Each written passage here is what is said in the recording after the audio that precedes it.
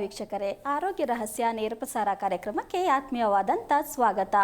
ಮನುಷ್ಯನು ಜ್ಞಾನವನ್ನು ಎಷ್ಟೇ ಸಂಪಾದಿಸಿದರೂ ನಿರ್ಗತಿಕರಾಗಿ ಇರಬೇಕಾಗುತ್ತದೆ ಅಂತ ಹೇಳ್ತಾ ಇವತ್ತಿನ ಕಾರ್ಯಕ್ರಮವನ್ನು ಪ್ರಾರಂಭ ಮಾಡೋಣ.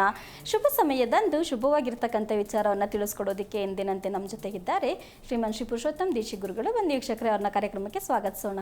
ಗುರುಗಳೇ ನಮಸ್ಕಾರ, ಕಾರ್ಯಕ್ರಮಕ್ಕೆ ಸ್ವಾಗತ. ನಮಸ್ಕಾರ. ಗುರುಗಳೇ, ಹುಟ್ಟಿದಂಥ ಪ್ರತಿಯೊಂದು ಮಗುವಿಗೂ ಈ ಜ್ಯೋತಿಷ್ಯ ಶಾಸ್ತ್ರ ಇದನ್ನು ಕೇಳಕ್ಕೆ ಹೋದಾಗ ಈ ನಕ್ಷತ್ರದಲ್ಲಿ ಮಗು ಯಾವ ನಕ್ಷತ್ರದಲ್ಲಿ ಮಗು ಹುಟ್ಟಿದೆ ಅಂತ ಕೇಳಕ್ಕೆ ಹೋದಾಗ ಈ ಮಗುವಿಗೆ ನಕ್ಷತ್ರ ದೋಷ ಇರುತ್ತೆ ಅನ್ನುವಂಥ ವಿಚಾರನ ಕೆಲವೊಂದು ನಕ್ಷತ್ರಗಳಿಗೆ ಹೇಳ್ತಾರೆ ಗುರುಗಳೇ. ಹಾಗಿದ್ಮೇಲೆ ಕೆಲವೊಂದು ಪರ್ಟಿಕ್ಯುಲರ್ ಆಗಿರ್ತಕ್ಕಂಥ ನಕ್ಷತ್ರಗಳಿಗೆ ನಕ್ಷತ್ರ ದೋಷ ಇರುತ್ತಾ ಅಥವಾ ಹುಟ್ಟಿದಂಥ ಪ್ರತಿಯೊಂದು ಮಗುವಿಗೂ ನಕ್ಷತ್ರ ದೋಷ ಇರುತ್ತಾ ಗುರುಗಳೇ? ಹರಿ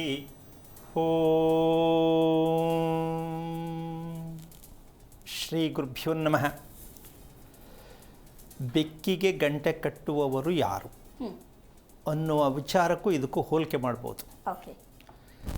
ಯಾಕೆಂತಂದರೆ ವಿಚಾರ ಆಶ್ಚರ್ಯಕವಾಗಿರ್ತಕ್ಕಂಥ ರೀತಿಯಲ್ಲಿದ್ದಾಗ ಇದು ಸಾಧ್ಯನಾ, ಇದು ಸತ್ಯನಾ, ನಂಬಬೇಕಾ ನಂಬಬಾರ್ದಾ ಅಂತಕ್ಕಂಥ ವಿಚಾರ. ನಕ್ಷತ್ರ ದೋಷ ಯಾರಿಂದ ಬರುತ್ತೆ, ಯಾಕೆ ಬರುತ್ತೆ, ನಕ್ಷತ್ರ ದೋಷ ಇದೆಯಾ ಅನ್ನೋ ಪ್ರಶ್ನೆ ಮೊದಲು ಅರ್ಥ ಮಾಡ್ಕೋಬೇಕು. ನಕ್ಷತ್ರ ದೋಷ, ನಾವು ನಕ್ಷತ್ರ ದೋಷ ಅಂದ್ಕೊಂಡಿರ್ತಕ್ಕಂಥ ಪದದ ಅರ್ಥ ನಮ್ಗೆ ಗೊತ್ತಿದೆಯಾ, ಅದನ್ನು ತಿಳ್ಕೊಂಡ್ರೆ ಇದಕ್ಕೆ ಉತ್ತರ ಸಿಗತ್ತೆ. ನಾವು ವಾಡಿಕೆ, ಇದು ಅಭ್ಯಾಸ ಆವಾಗಿಂದ ಮಾಡ್ಕೊಂಡು ಬಂದಿದ್ದೀವಿ. ಏನು, ಮಗು ಹುಟ್ಟಿದ ನಕ್ಷತ್ರಕ್ಕೆ ಒಳ್ಳೆಯದು ಕೆಟ್ಟದ್ದು ಅಂತಿದೆ, ಅದನ್ನು ಕೇಳಿಕೊಂಡು ನಾವು ಶಾಂತಿ ಪೂಜೆ ಮಾಡ್ಕೊಂಡು ಬದುಕ್ತಿದ್ದೀವಿ ಅಂತ ಬಂದಿದೆ. ಇದು ಎಷ್ಟು ಅಪಾರ್ಥವಾಗಿದೆ, ಅನರ್ಥವಾಗಿದೆ, ಅಪಹಾಸ್ಯವಾಗಿದೆ, ದುರಭ್ಯಾಸ ಆಗಿದೆ ಅಂತ ನಾವಿನ್ನೂ ತಿಳ್ಕೊಂಡಿಲ್ಲ. ದುರಭ್ಯಾಸವಾಗಿದೆ. ಈ ನಕ್ಷತ್ರ ಅನ್ನೋದು ಕೇಳೋದು ಅಂದರೆ ನಕ್ಷತ್ರ ಸತ್ಯ, ಆದರೆ ಮಗುವಿನ ಮೇಲೆ ನಕ್ಷತ್ರದ ಪ್ರಭಾವ ಎಷ್ಟರ ಮಟ್ಟಕ್ಕೆ ಬೀರಿದೆ, ಮಗುವಿನ ಮೇಲೆ ನಕ್ಷತ್ರದ ಸತ್ಯ ಎಷ್ಟರ ಮಟ್ಟಕ್ಕೆ ಬೀರಿದೆ, ಯಾವುದರಿಂದ ಬೀರಿದೆ. ನಕ್ಷತ್ರ ಸತ್ಯ, ಆದರೆ ಮಗುವಿಗೂ ನಕ್ಷತ್ರಕ್ಕೂ ನಾವು ಎಷ್ಟರ ಮಟ್ಟಕ್ಕೆ ತಿಳ್ಕೊಂಡಿದ್ದೀವಿ. ಒಂದು ದೊಡ್ಡ ಅಪರಾಧ ಮಾಡಿದ್ವಿ ನಾವು, ದೊಡ್ಡ ಘೋರ ಅಪರಾಧ ಮಾಡಿದ್ವಿ ನಾವು. ಇದರಿಂದ ನರಕ ಪ್ರಾಪ್ತಿ ಕೂಡ ಆಗತ್ತೆ. ಮಕ್ಕಳು ಪಡಿತಕ್ಕಂಥ ವಿಚಾರಕ್ಕೆ ಹೋದರೆ ಈ ಘೋರ ಅಪರಾಧವನ್ನು ಮಾಡಿರ್ತಕ್ಕಂಥ ವಿಷಯವನ್ನು ತಿಳ್ಕೊಳ್ಳದೆ ಇರೋ ದೆಸೆಯಿಂದ ಮಗುವನ್ನು ಪಡೆದಂಥವರು ಘೋರ ಅಪರಾಧಕ್ಕೆ ಕಾರಣರಾಗುತ್ತಾರೆ. ಅಂತ ಅಪರಾಧ ಆದ್ರೂ ಏನು ಮಾಡಿರೋದು ಗುರುಗಳೇ, ತಂದೆ ತಾಯಿ ಆದವರು? ಅಪರಾಧ ಅಲ್ಲ ಬಾ, ಈಗ ಹೇಳಿದ ತಕ್ಷಣ ಎಲ್ರಿಗೂ ಬೆವರು ಬರ್ಬೋದು ಅಂತ ಅನ್ಕೋತೀನಿ. ವಿಷಯ ಕೇಳಿದ್ರೆ ಬೆವರು ಬರ್ಬೋದು. ಮದುವೆ ಮಾಡ್ಕೊಂಡಿರೋರಿಗೆ, ಮಕ್ಕಳು ಮಾಡ್ಕೊಂಡಿರೋರಿಗೆ, ಇನ್ನು ಮುಂದೆ ಮದುವೆ ಮಾಡ್ಕೊಳ್ಳೋರಿಗೆ ಬೆವರು ಬರುವಂಥ ಸನ್ನಿವೇಶ ಸಾಧ್ಯ ಆಗಬಹುದು. ಅಂತ ರಹಸ್ಯ ಇದೆ ಗುರುಗಳೇ. ಆಗಲ್ವೇ, ಮಾಡೋಕ್ಕಾಗಲ್ವೇ, ಅದಕ್ಕೆ ಬೆವರು ಬರುತ್ತೆ ಅಂದಿದ್ದು. ಮಾಡೋಕ್ಕಾಗಲ್ಲ, ಅದಕ್ಕೆ ಬೆವರು ಬರುತ್ತೆ ಅಂತ. ಆದರೂ ಮಾಡೋಕ್ಕಾಗಿಲ್ಲ ಅಂತ ಗೊತ್ತು, ನಕ್ಷತ್ರ ಮಾತ್ರ ಬಿಟ್ಟಿಲ್ಲ ನಾವು. ಗುರುಗಳೇ, ಈಗ ನೀವು ನಕ್ಷತ್ರ ಇರೋದು ಸತ್ಯ ಅಂತಂದ್ಮೇಲೆ ಈ ನಕ್ಷತ್ರ ದೋಷ ಇರುವಂಥದ್ದು ಸತ್ಯ ಆಗಿರ್ಬೇಕಾಗತ್ತಲ್ವ ಗುರುಗಳೇ? ಸರಿನಪ್ಪ, ನಕ್ಷತ್ರ ದೋಷ ಎಂದರೇನು ಅದು ಮುಖ್ಯ. ಹೌದು, ನಕ್ಷತ್ರ ಸತ್ಯ. ನಕ್ಷತ್ರಕ್ಕೆ ಇರುವ ದೋಷ ಮಗುವಿಗೆ ದೋಷನಾ? ಓಕೆ. ನಕ್ಷತ್ರಕ್ಕೆ ದೋಷನಾ, ನಕ್ಷತ್ರದಲ್ಲಿನ ದೋಷನಾ, ಮಗುವಿಂದ ದೋಷನಾ? ಇದಕ್ಕೆ ವಿಚಾರ ಇರೋದು ತಂದೆ ತಾಯಿಗಳಿಂದ ದೋಷ. ಹುಟ್ಟಿರುವ ಮಗುವಿನ ನಕ್ಷತ್ರಕ್ಕೂ ತಂದೆ ತಾಯಿ ನಡೆದು ಬಂದಂತಹ ಕೆಟ್ಟ ಅಭ್ಯಾಸ, 2 ಸಲ ಹೇಳಿದ್ದೀನಿ ಕೆಟ್ಟ ಅಭ್ಯಾಸ ಅಂತ, ಗೊತ್ತಿಲ್ಲದ ಕೆಟ್ಟ ಅಭ್ಯಾಸ. ತಂದೆ ತಾಯಿಗಳು ಹೇಳೋರು ಕರೆಕ್ಟಾಗಿ ಹೇಳ್ಕೊಟ್ಟಿಲ್ಲ. ಹೇಳ್ಕೊಟ್ಬಿಟ್ಟಿದ್ರೆ ಅವ್ರು ಮಾಡ್ತಿದ್ರು ಏನೋ ಗೊತ್ತಿಲ್ಲ, ಅವ್ರು ಹೇಳೇ ಕೊಟ್ಟಿಲ್ಲ. ಯಾವತ್ತು ಹೇಳ್ಕೊಡ್ಬೇಕಿತ್ತು ಅಲ್ಲ? ಮಗು ಪಡ್ಕೊಳ್ಳೋದಕ್ಕಿಂತ ಮುಂಚೆ ಹೇಳ್ಕೊಡ್ಬೇಕು ಅಲ್ಲ, ಮಾಂಗಲ್ಯ ಕಟ್ಟಿದ ದಿನ ಹೇಳ್ಬೇಕಿತ್ತು. ಮಾಂಗಲ್ಯ ಕಟ್ಟಿದ್ದೀನಿ ನಕ್ಷತ್ರ ದೋಷ ಇರೋದು ಆ ದಿನದಲ್ಲಿ. ಯಾವ ದಿನದಲ್ಲಿ? ಮಾಂಗಲ್ಯ ಕಟ್ಟುವಂತ ಸಮಯದಲ್ಲಿ. ಮಾಂಗಲ್ಯ ಕಟ್ಟಿದ ಮೇಲೆ ಏನು ಮಾಡಿಸ್ತಾರಮ್ಮ? ಏನು ಮಾಡಿಸ್ತಾರೆ? ರಾತ್ರಿ ಮಾಡಿಸ್ತಾರೆ ಗುರುಗಳೇ. ಅದು ಕೊನೆ ರಾತ್ರಿ ಕೆಲಸ ಆಯಿತು. ಮಾಂಗಲ್ಯ ಕಟ್ಟಿದ ನಂತರ, ಮಾಂಗಲ್ಯ ಧಾರಣೆ ಆದ ನಂತರ, ಇದು ವಿಚಾರ ತುಂಬ ವಿಶೇಷವಾಗಿರತಕ್ಕಂತಹ, ಸತ್ಯಕ್ಕೆ ಹತ್ತಿರವಾದಂತಹ, ಧರ್ಮಕ್ಕೆ ಹತ್ತಿರವಾದಂತಹ ಶ್ರೇಷ್ಠವಾದ ಸತ್ಯವಾದ ವಿಚಾರವನ್ನು ಪ್ರತಿಯೊಬ್ಬರು ಕಿವಿನ ಸ್ವಲ್ಪ ಕ್ಲೀನಾಗಿ ಕೊಟ್ಕೊಂಡು ಕೇಳಿಸ್ಕೊಳ್ಳಿ. ನಾವು ಎಂಥ ಅನ್ಯಾಯದಲ್ಲಿ ಬದುಕ್ತಾ ಇದ್ದೀವಿ, ನಮ್ಗೆ ಹೇಳ್ಕೊಟ್ಟಿರೋರಿಗೆ ಏನು ಮಾಡೋಣ, ಇದನ್ನು ಹೇಳಿಕೊಟ್ಟಿರ್ತಕ್ಕಂತಹ ಮಹಾನೀಯರಿಗೆ ಯಾರು ಆಗಿರಲಿ, ಇವ್ರಿಗೆ ಏನು ಮಾಡೋಣ ಅಂತ ಇವಾಗ ಕೋಪ ಬರುತ್ತೆ ಎಲ್ರಿಗೂ. ಅಂದರೆ ಈಗ ನೀನೇ ಕೇಳ್ತೀಯ, ಈ ವಿಚಾರ ಪ್ರಪಂಚದಲ್ಲಿ ಯಾರಿಗೂ ಗೊತ್ತಾಗ್ಲಿಲ್ವ, ನಿಮಗೆ ಮಾತ್ರ ಗೊತ್ತಾಯ್ತಾ ಅಂತ. ನಂದು ಪ್ರತಿ ಸಲದ ಎಪಿಸೋಡಲ್ಲೂ ಕೊನೆಗೆ ಪ್ರಶ್ನೆ ಇದ್ದೇ ಇರುತ್ತೆ ಗುರುಗಳೇ, ನಿಜಕ್ಕೂ. ಅಲ್ಲ, ಇದು ಯಾರ ಮೈಂಡ್ಗೂ ಬರಲಿಲ್ವಾ, ಅದೇ ನೀವೇ ಏನಾದ್ರು ಕಂಡಿಡಿದ್ರ ಅನ್ನಿಸ್ತದೆ. ಹೌದು ಅಲ್ವಾ?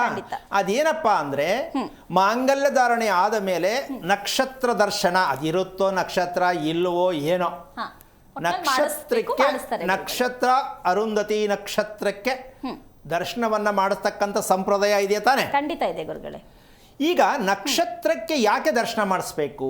ಯಾವುದೇ ದೋಷಗಳಿದ್ರು, ಅಪ್ಪಿತಪ್ಪಿ ಏನೋ ಆಗಿದ್ರು, ಮಾಂಗಲ್ಯ ದೋಷ ನಿವಾರಣೆಗೆ ಆ ನಕ್ಷತ್ರ ದರ್ಶನದಿಂದ ಅನುಗ್ರಹ, ಇವ್ರಿಗೆ ಆಶೀರ್ವಾದ ಸಿಗಲಿ ಅಂತ ಒಂದು ಸತ್ಯವಾದ ಸಂಗತಿ. ಹೌದಾ? ಹೌದು. ಅಷ್ಟಕ್ಕೆ ಅವತ್ತಿಗೆ ಕಟ್ಟದು. ಮದುವೆ ದಿನಕ್ಕೆ ನಕ್ಷತ್ರ ದರ್ಶನ ಕಟ್, ಮುಂದುವರಿಬೇಕಾ ಕಟ್ ಮಾಡಬೇಕಾ? ಇಲ್ಲಿವರೆಗೂ ಕಟ್ ಮಾಡಿರೋದು ಅಷ್ಟೇ ಗೊತ್ತು ಗುರುಗಳೇ, ಅದನ್ನ ಮುಂದುವರಿಸ್ಬೇಕು ಅನ್ನೋದು ಗೊತ್ತಿಲ್ಲ. ಏನು ಮಾಡೋಣ ಈಗ? ಎಂಥ ಅನ್ಯಾಯ ಅಲ್ವಾ ಇದು, ಘೋರ ನರಕ ಅಲ್ವಾ ಇದು. ಮತ್ತು ಇದಕ್ಕೆಲ್ಲ ಯಾಕೆ ಇಷ್ಟೊಂದು ಪಾಂಡಿತ್ಯ ಓದಿರೋಲ್ಲ ಏನು ಮಾಡ್ತಾ ಇದ್ದಾರೆ ಹೇಳಿದೆ? ಸರಿಯಪ್ಪ, ನೀವೇ ತೋರಿಸಿದ್ದು ನಕ್ಷತ್ರವನ್ನು ನೀವು ದರ್ಶನ ಮಾಡಿದ್ರೆ ಎಲ್ಲ ಹೋಗತ್ತೆ ಅಂತ. ಇದನ್ನು ಮುಂದುವರಿಸ್ಬೇಕು ಪ್ರತಿದಿನ ಅಂತ ಹೇಳಿದ್ರಾ? ಇಲ್ಲ ಗುರುಗಳೇ. ಈಗ ಮುಂದುವರಿಸ್ಬೇಕಾ ಬೇಡವಾ? ಮುಂದುವರಿಸಿಲ್ಲ, ಅದು ನಕ್ಷತ್ರ ದೋಷ. ಮದುವೆ ಮಾಡ್ಕೊಂಡಿದ್ದ ದಿನ ನೀವು ಪ್ರೇರಣೆ ಮಾಡಿದ್ದಂಥದ್ದು, ಕೇಳ್ಕೊಂಡಿದ್ದು, ಆಶೀರ್ವಾದ ಪಡ್ಕೊಂಡಿದ್ದು ಮುಂದುವರಿಸ್ಬೇಕಾ ಬೇಡವಾ? ಮುಂದುವರಿಸ್ಬೇಕು. ಮುಂದುವರಿಸಿಲ್ಲ ಅಂದರೆ ಮಗು ನಕ್ಷತ್ರ ದೋಷದಲ್ಲಿ ಹುಟ್ಟಿದೆ ಇನ್ನೇನು ಮಾಡುತ್ತೆ? ಹಾಗಿದ್ರೆ ಹುಟ್ಟುವಂಥ ಪ್ರತಿಯೊಂದು ಮಗುವು ನಕ್ಷತ್ರ ದೋಷದಲ್ಲೇ ಇರುತ್ತೆ ಅಂತ ಎಲ್ಲ ಪ್ರಪಂಚಾದ್ಯಂತ ವಿಶ್ವದಲ್ಲಿ ಹುಟ್ಟುವ ಪ್ರತಿ ಮಗು ಕೂಡ ನಕ್ಷತ್ರ ದೋಷ ಎಲ್ಲಿಂದ ಬರ್ತಾ ಇದೆ? ಮಗು ಮೇಲೆ ತಗೊಂಡೋಗಿ ನಕ್ಷತ್ರ ದೋಷ ಅಂತ ಹೇಳ್ತಾ ಇದ್ದೀವ ನಾವೆಂಥ ಕರ್ಮಿಗಳು. ಹುಟ್ಟೋ ಮಗು ಮೇಲೆ ತಗೊಂಡೋಗಿ ನಕ್ಷತ್ರ ಏರ್ತಾ ಇದ್ದೀವಲ್ಲ ನಾವೆಷ್ಟು ಕರ್ಮಿಗಳು. ನಕ್ಷತ್ರ ಏರೋದು ಅಂತಲ್ಲ, ಅದನ್ನು ನಕ್ಷತ್ರವನ್ನು ಗುರುತಿಸುವುದು. ಏನು ಘೋರವಾದ ಅಪರಾಧಗಳನ್ನು ಮಾಡಿದ್ದಾರೆ ಅಪ್ಪ ಅಮ್ಮ. ನಕ್ಷತ್ರ ಏನು ಹೇಳುತ್ತೆ? ಘೋರವಾದ ಅಪರಾಧ, ಸೋಮಾರಿತನದ ಅಪರಾಧವನ್ನು ಏನು ಮಾಡಿದ್ದಾರೆ ಅಂತಕ್ಕಂಥ ಗುರುತಿಸುವುದೇ ಮಗುವಿನ ನಕ್ಷತ್ರ. ನಕ್ಷತ್ರ ದೋಷ ಪ್ರಪಂಚದಲ್ಲಿ ಇಲ್ಲ. ನಕ್ಷತ್ರವನ್ನು ದೋಷ ಪರಿಹಾರ ಮಾಡ್ತಿರೋದು ಸುಳ್ಳು, ಅಪ್ಪಟ ಸುಳ್ಳಿನ ಮಾತು. ಗುರುಗಳೇ, ಈಗ ಒಳ್ಳೆ ನಕ್ಷತ್ರದಲ್ಲಿ ಮಗುವನ್ನ ಪಡಿತಕ್ಕಂಥ ವಿಚಾರದಲ್ಲಿ ಇವತ್ತಿನ ಜನರೇಷನ್ನಲ್ಲಿ ಪೀಳಿಗೆ ಇದೆ ಗುರುಗಳೇ, ತಂದೆ ತಾಯಿಗಳದು. ಇದನ್ನ ಎಷ್ಟು ಮಟ್ಟಿಗೆ ಹೇಳ್ತೀರಾ ಗುರುಗಳೇ? ಒಳ್ಳೆ ನಕ್ಷತ್ರ ಎಲ್ಲಿದೆ? ಒಳ್ಳೆ ನಕ್ಷತ್ರ ಅಲ್ಲ, ಈಗ ಸಿ ಸೆಕ್ಷನ್ ಮಾಡ್ಕೊಳ್ಳುವಂತ, ಮಗು ಪಡ್ಕೊಳ್ಳುವಂತ ವಿಚಾರಕ್ಕೆ ಕೇಳಿನೇ ಎಷ್ಟೊಂದು ಜನ ಮಾಡಿಸ್ಕೊಳ್ಳೋರು ಅಂತವ್ರು ಇರ್ತಾರೆ ಗುರುಗಳೇ. ಅಲ್ಲ, ಒಂದ್ ನಿಮಿಷ, ಹುಚ್ಚುತನದ ವಿಚಾರ ಎಲ್ಲಿ ಮಾತಾಡಿದ್ರೆ ಅರ್ಥ ಇಲ್ಲ. ನಾವು ಮಾತಾಡ್ತಿರೋ ವಿಷಯ ಏನು ಅಂದ್ರೆ, ಇದು ಹುಚ್ಚು, ತಪ್ಪು, ಅಪರಾಧ ಅಂತ ಹೇಳಿದ್ಮೇಲೆ ಮತ್ತೆ ಹಿಂದಕ್ಕೆ ಹೋಗೋದು ಚೆನ್ನಾಗಿರಲ್ಲ. ಅಲ್ಲ ಗುರುಗಳೇ, ಈಗ ನಕ್ಷತ್ರ ದೋಷ ಅನ್ನುವಂಥದ್ದು ಒಂದು ಕಡೆ ತಂದೆ ತಾಯಿಗಳು ಮಾಡ್ತಿದ್ದಾರೆ ಅಂತ ಆದ್ಮೇಲಿಂದ ಈಗ ಇಲ್ಲಿ ಒಳ್ಳೆ ನಕ್ಷತ್ರದಲ್ಲಿ ನಮ್ಮ ಮಗು ಪಡ್ಕೋಬೇಕು ಅಂತ ಮಾಡ್ಕೋತಿರೋರು ಜಾಸ್ತಿ. ಅದಕ್ಕೆ ನಾನು ಕೇಳಿದ್ದು ಕ್ಲಾರಿಟಿ ತಗೋ. ಹೇಗಾಗತ್ತದು? ನೀನು ಒಳ್ಳೇದು ಅಂತ ಆರಿಸ್ಕೊಳಕ್ ನಿನ್ಗೆ ಅಧಿಕಾರ ಕೊಟ್ಟಿದ್ಯಾರು? ನಕ್ಷತ್ರ ಅರ್ಥ ಗೊತ್ತಿದ್ಯಾ? ಇಲ್ಲ. ಹಂಗಿದ್ಮೇಲೆ ಒಳ್ಳೇದು ಹೆಂಗೆ ಆರಿಸ್ಕೊಡ್ತೀಯಾ? ಇದೇನು ಅಂದರೆ LKG ಓದಿಸ್ಬಿಟ್ಟು ಫಸ್ಟ್ ಸ್ಟ್ಯಾಂಡರ್ಡ್ಗೆ ಹಾಕ್ಬಿಟ್ರಿ, ನಮ್ಗೆ ಅರ್ಜೆಂಟು, ಮಗ ತುಂಬ ಬ್ರಿಲಿಯಂಟ್ ಆಗಿದ್ದಾನೆ ಅಂದಂಗೆ. ಅದೆಲ್ಲ ಆಗಲ್ಲ ಗುರುಗಳೇ, ಅಲ್ವಾ? ಹಾಗೆ ನಿಮ್ಮ ಬುದ್ಧಿವಂತಿಕೆಯನ್ನು ಬಳಸ್ತಾ ಇರ್ತಕ್ಕಂಥದ್ದೇ ನಾವು ನರಕ ಪ್ರಾಪ್ತಿ ಆಗಿರೋದು. ನಾವೆಲ್ಲದರಲ್ಲೂ ಬದುಕಿಗೆ ಬುದ್ಧಿವಂತನೇ ಬಳಸ್ಕೊಂಡ್ಬಂದಿರೋದು. ಹೌದಾ? ಅದಕ್ಕೆ ನರಕ ಅನುಭವಿಸ್ತಾ ಇದ್ದೀವಿ. ಇಲ್ಲಿ ವಿಚಾರ ಇಷ್ಟೇ, ರಹಸ್ಯವನ್ನು ನಾವು ತಿಳಿಯಬೇಕು, ಅರ್ಥವನ್ನು ತಿಳಿಯಬೇಕು. ನಮಗೆ ನಕ್ಷತ್ರದ ಅರ್ಥ ಗೊತ್ತಿಲ್ಲ, ದಾಂಪತ್ಯದ ಅರ್ಥ ಗೊತ್ತಿಲ್ಲ. ಹಾಗಾದರೆ ನಾವು ಒಂದು ತಿಳ್ಕೋಬೇಕು, ಯಾರು ಏನಾರು ಹೇಳ್ಕೊಳ್ಳಿ, ಯಾರು ಏನಾರು ತಿಳ್ಕೊಳ್ಳಿ, ಇವತ್ತಿನವರು ಅಂದಿನಿಂದ ಇವತ್ತಿನವರೆಗೂ ಮಾಡ್ಕೊಂಡು ಬಂದಂತಹ ಮದುವೆ ಅಂತಕ್ಕಂಥ ವಿಚಾರದಲ್ಲಿ ನಾವೆಷ್ಟು ನಮ್ಮನ್ನು ದಾರಿ ತಪ್ಪಿಸಿದ್ದಾರೆ ಅಂತ ಮದುವೆ ಮಾಡಿಸ್ತವ್ರನ್ನ ಹಿಡಿದು ಕೂರಿಸಿ ಕೇಳಬೇಕು. ಖಂಡಿತ ಗುರುಗಳೇ, ಯಾರೇ ಆಗಿರಲಿ ಕೂರಿಸಿ ಕೇಳಿ. ಗೊತ್ತಿರ್ತಾನೆ ಕೂರಿಸಿ ಕೇಳಕ್ಕೆ ಉತ್ತರ ಕೊಡೋದು. ಏಯ್ ಹೋಗೋ, ಅವಾಗಿಂದ ಮಾಡ್ಕೊ ಬಂದಿಲ್ವ ನಾವು, ಅಲ್ವಾ? ಇದನ್ನೇ ಬುದ್ಧಿವಂತಿಕೆ ಅನ್ನೋದು, ಅಂದರೆ ತಪ್ಪಿಸ್ಕೊಳ್ಳೋದು. ಇದಕ್ಕೇನು ಹೇಳ್ಕೊಳ್ತೀವಿ ಅಂದರೆ,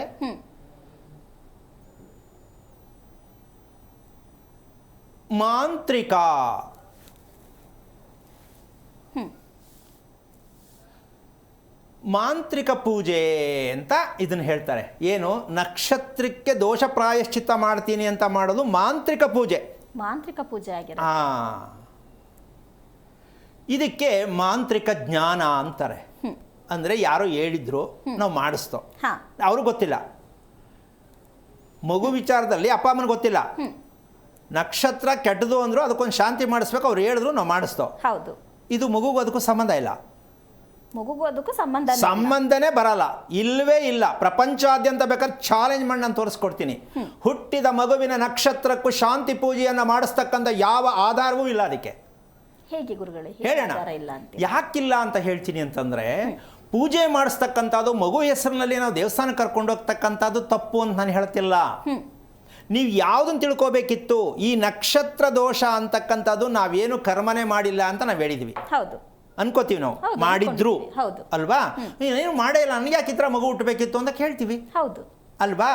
ಏನು ಮಾಡಿಲ್ಲ ಅಂತಕ್ಕಂಥದ್ದಾಗಿದ್ದ ಪಕ್ಷದಲ್ಲಿ ನೀವೀಗ ಮಗು ಪಡ್ಕೊಂಡಿರೋದ್ರಲ್ಲಿ, ನೀವು ಮದುವೆ ಮಾಡ್ಕೊಂಡ ಮೇಲೆ ನಡ್ಕೊಂಡು ಬಂದಿರೋ ಅಭ್ಯಾಸದಲ್ಲಿ ಎಷ್ಟು ಸಮಸ್ಯೆನ ಅನುಭವಿಸ್ತಾ ಇದ್ದೀರಾ ಅನ್ನೋದು ಅದೇ ಉತ್ತರ. ಈಗ ನೀವೇನು ಯೋಚನೆ ಮಾಡ್ತಾ ಇದ್ದೀರಾ, ಈಗ ಪ್ರೆಸೆಂಟ್ ಕೂತ್ಕೊಂಡು ನೀವೇನು ಯೋಚನೆ ಮಾಡ್ತಾ ಇದ್ದೀರಾ ಅದೇ ಕರ್ಮ. ಯೋಚನೆಯಿಂದ ಏನು ಮಾತಾಡ್ತಿದ್ದೀರಾ ಅದೇ ಕರ್ಮ. ಅಂದರೆ ತಿಳಿಯದೇ ಇರತಕ್ಕಂಥ ಕರ್ಮಗಳು. ಮಾತನಾಡುವ ಮಾತು ಕರ್ಮ ಸಿದ್ಧಾಂತ. ಈ ರೀತಿಯಾಗಿ ಇರ್ತಕ್ಕಂತಹ ಪ್ರತಿಯೊಂದು ಲೆಕ್ಕಾಚಾರದಲ್ಲೂ ಕೂಡ ನಾವು ಇದನ್ನು ಸರಿಯಾದ ರೀತಿ ತಿಳ್ಕೋಬೇಕು ಅನ್ನೋ ಉದ್ದೇಶಕ್ಕೆ ಈ ವಿಚಾರವನ್ನು ಮುಂದೆ ಇಡ್ತಾ ಇರ್ತಕ್ಕಂಥ ವಿಷಯ. ಈಗ ನಕ್ಷತ್ರ ಅಂತಕ್ಕಂಥದ್ದಕ್ಕೆ ಮಾಡ್ತಾ ಇರ್ತಕ್ಕಂಥದ್ದು ತಪ್ಪ ದಯವಿಟ್ಟು ಅನ್ಕೋಬೇಡಿ, ಮಾಡಿಸಿ. ಆದರೆ ನೀವು ತಿಳ್ಕೊಳ್ಳಿ ಅಂತ ಮಾಡೋರ್ಗೇನು ಹೇಳಕ್ಕೆ ಹೋಗಬೇಡಿ. ಅದೇನೋ ಅವ್ರು ಹಂಗೆ ಹೇಳಿದ್ರಲ್ಲ ಅಂತ ಹೇಳಕ್ಕೆ ಹೋಗಬೇಡಿ. ಯಾಕೆ ಅಂದರೆ ಅದು ಗೊತ್ತಿಲ್ಲದಿರೋ ವಿಷಯ. ಗೊತ್ತಿದ್ದರೆ ಈಗ ನಾನು ಇದನ್ನು ಹೇಳಬೇಕಾಗಿರಲಿಲ್ಲ. ಪ್ರಪಂಚಾದ್ಯಂತ ಎಲ್ಲರೂ ತಿಳ್ಕೊಂಡು ನಕ್ಷತ್ರ ಅಂತಕ್ಕಂಥದ್ದು ಮಗುವಿನ ಮೇಲೆ ಎಷ್ಟು ಪರಿಣಾಮ ಬೀರುತ್ತೆ ಅಂತಕ್ಕಂತಹ ವಿಚಾರವನ್ನು ಸತ್ಯವಾಗಿ ತಿಳ್ಕೊಳ್ಳೋವರೆಗೂ ನೀವು ಮಾಡಿಸಂಥ ಪೂಜೆ ಫಲಕಾರಿಯಾಗುವುದಿಲ್ಲ. ತಿಳಿಯೋವರೆಗೂ ಯಾರು ತಿಳಿಬೇಕು? ತಂದೆ ತಾಯಿ ತಿಳಿಯೋವರೆಗೂ ನೀವು ಮಾಡಿಸಿದಂಥ ಪೂಜೆ ಪುನಸ್ಕಾರಗಳು ಮಗುವಿಗೆ ಲಭಿಸುವುದಿಲ್ಲ. ನಿಮಗೂ ಹಣ ವ್ಯರ್ಥವಾಗುವುದ ಸಾಧ್ಯತೆ ತುಂಬ ಜಾಸ್ತಿ ಆಗ್ತಾನೆ ಇರುತ್ತೆ. ಎಷ್ಟು ಸಲ ನಕ್ಷತ್ರ ಶಾಂತಿ ಮಾಡಿಸ್ಬೋದು ಅಲ್ವಾ? ಈ ಸತ್ಯವನ್ನು ಇವತ್ತು ಅರ್ಥ ಮಾಡಿಕೊಂಡ್ರೆ ನಿಮ್ಗೆ ಗೊತ್ತಾಗತ್ತೆ. ಯಾವುದನ್ನು ನಿಷೇಧ ಮಾಡಿ ಹೇಳ್ತಾ ಇಲ್ಲ ನಾವು, ನೀವೇನು ತಿಳ್ಕೊಂಡಿದ್ರು ಮಾಡಿ. ಆದರೆ ನಕ್ಷತ್ರಕ್ಕೂ ಮಗುಗೆ ಇರ್ತಕ್ಕಂಥ ಮಧ್ಯದಲ್ಲಿ ತಂದೆ ತಾಯಿ ಮಾಡಿರ್ತಕ್ಕಂತಹ ತಪ್ಪು ಗೊತ್ತಿಲ್ಲದೆ ಆ ತಪ್ಪನ್ನು ಇವತ್ತು ತಿಳ್ಕೊಳ್ಳಿ. ಅದು ತಿಳ್ಕೊಂಡ್ಮೇಲೆ ನೀವು ನಕ್ಷತ್ರ ಶಾಂತಿ ಮಾಡಿಸ್ಬೇಕಾ ಬೇಡವಾ ಅಂತ ಆಮೇಲೆ ಡಿಸೈಡ್ ಮಾಡ್ಕೊಳ್ಳಿ. ಮಾಡಿಸಿ. ಎರಡೆರಡು ಸಲ ಹೇಳ್ತಾ ಇದ್ದೀನಿ, ಮಾಡಿಸೋದು ತಪ್ಪಲ್ಲ, ತಿಳಿದೇ ಇರೋದು ತಪ್ಪು. ಅದೇನಪ್ಪ ತಿಳ್ಕೋಬೇಕು ಅಂತಕ್ಕಂತಹ ಒಂದು ಲೆಕ್ಕಾಚಾರಕ್ಕೆ ಹೋದಾಗ, ಮನಸ್ಸು, ಮನುಷ್ಯನ ದೇಹದಲ್ಲಿ ಮನಸ್ಸು ಎಲ್ಲಿದೆ? ಮನುಷ್ಯನ, ನಾವು ಮನುಷ್ಯರು, ಮನಸ್ಸು ಅನ್ನೋದೊಂದಿದೆ. ಎಲ್ಲಿದೆ ದೇಹದಲ್ಲಿ ಮನಸ್ಸು? ಯಾವುದ್ರಲ್ಲಿದೆ? ಹೃದಯದಲ್ಲಿ ಮನಸ್ಸಿದೆ ಅಂತ ಅನ್ಕೊಂಡಿದ್ದೀವಿ ಗುರು. ಅದು ಕಲ್ಪನೆ ಮೇಲೆ ಹೇಳ್ಬೋದು. ಅದು ಕಲ್ಪನೆ. ಮತ್ತಿನ್ನೇನು? ಹೃದಯದಲ್ಲಿ ಮನಸ್ಸು ಹೆಂಗಿರುತ್ತೆ? ಹೃದಯದಲ್ಲಿ ಮನಸ್ಸಿದ್ರೆ ಯಾರಿಗೂ ಕೊಲೆನೇ ಮಾಡ್ತಿರ್ಲಿಲ್ಲ, ಸುಳ್ಳೇ ಹೇಳ್ತಿರಲಿಲ್ಲ ಯಾರೂ. ಪ್ರಶ್ನೆ ಇಷ್ಟೇ, ಇದನ್ನು ತಿಳ್ಕೊಂಡ್ರೆ ಉತ್ತರ ಸಿಕ್ಕೋದು. ದೇಹದಲ್ಲಿ ಮನಸ್ಸು ಎಲ್ಲಿದೆ? ಅದು ಒಳಗಡೆ ಇದೆ. ಹೌದಾ? ಹೌದು. ಒಂದು ಭಾಗ ಆಯಿತು. ದೇಹದ ಸತ್ಯ ಏನು ಹೆಂಗೆ ತಿಳ್ಕೊಳ್ಳೋದು, ದೇಹದಲ್ಲಿ ಶಕ್ತಿ ಇದೆಯಾ ಅಂತಕ್ಕಂಥ ತಿಳ್ಕೊಳ್ಳೋದು ಹೇಗೆ? ಇದು ಹೊರಗಡೆ ಆಯಿತು. ಒಂದು ಒಳಗಿದೆ, ಒಂದು ಹೊರಗಿದೆ. ಇವೆರಡನ್ನು ತಿಳ್ಕೊಳ್ಳೋದೇ ಮಾಡಿರುವಂಥ ತಪ್ಪೇ ಇವತ್ತು ನಾವು ಅನುಭವಿಸ್ತಾ ಇರ್ತಕ್ಕಂಥದ್ದು. ಮನಸ್ಸು ಎಲ್ಲಿದೆ ಅಂತಕ್ಕಂಥದ್ದು ಹೃದಯದಲ್ಲಿದೆ. ಅದು ತಪ್ಪಿಸ್ಕೊಳ್ಳೋಕೆ ಹೇಳೋ ಮಾತು ಏನು? ತಪ್ಪಿಸ್ಕೊಳ್ಳೋಕೆ. ಈ ತಪ್ಪಿಸ್ಕೊಳ್ಳೋ ಅಭ್ಯಾಸ ಇನ್ನೊಂದು ಹೇಳ್ಬಿಡ್ತೀನಿ. ನಮ್ಮದು ಮದುವೆ ಆಗ್ತಾ ಇಲ್ಲ ಯಾಕೆ ಅಂತಂದರೆ ತಪ್ಪಿಸ್ಕೊಳ್ಳೋಕ್ಕೋಸ್ಕರವಾಗಿ ಅವ್ರು ಶಾಸ್ತ್ರ ಕೇಳಿದ್ರು. ತಪ್ಪಿಸ್ಕೊಳ್ಳೋಕ್ಕೆ ಮದುವೆ ಆಗ್ತಾ ಇಲ್ಲ ಅಂದ್ರೆ ತಪ್ಪು. ಆ ತಪ್ಪನ್ನು ಮುಚ್ಚಿ ಹಾಕ್ಬಿಟ್ಟು ಅವ್ರು ಏನೋ ಹೇಳಿದ್ರು ಇವ್ರು ಮಾಡ್ಬಿಡ್ತಲ್ಲ, ಅದು ಆಗ್ತಾ ಇರ್ತಕ್ಕಂಥ ತಪ್ಪು. ತಪ್ಪಿಸ್ಕೊಳ್ಳೋದು ಮನುಷ್ಯ ಮಾಡಬಾರದು. ಏನಿದೆ ಅದನ್ನು ಒಪ್ಪಿಕೊಂಡು ತಿದ್ದುಕೊಂಡು ಬದುಕಬೇಕು. ಅಂದ್ರೆ ಈಗ ಮದ್ವೆನೇ ಆಗ್ತಿಲ್ಲ ಅಂತಂದ್ರೆ ಅದು ಹಾಗೆ ಇದ್ಬಿಡೋದ ಗುರುಗಳೇ? ಆಗೋವರೆಗೂ ಆಗ್ತಾ ಇಲ್ಲ ಅಂದ್ರೆ ಆಗ್ತಾ ಇಲ್ಲ ಅನ್ನೋದಕ್ಕೊಂದು ಕಾರಣ ಇದೆ. ಓಕೆ. ಮನೆ ಸಿಗ್ತಾ ಇಲ್ಲ ಅನ್ನೋದಕ್ಕೊಂದು ಕಾರಣ ಇದೆ. ಒಳ್ಳೆ ಮನೆ ಸಿಗ್ತಾ ಇಲ್ಲ ಅನ್ನೋದಕ್ಕೊಂದು ಕಾರಣ ಇದೆ.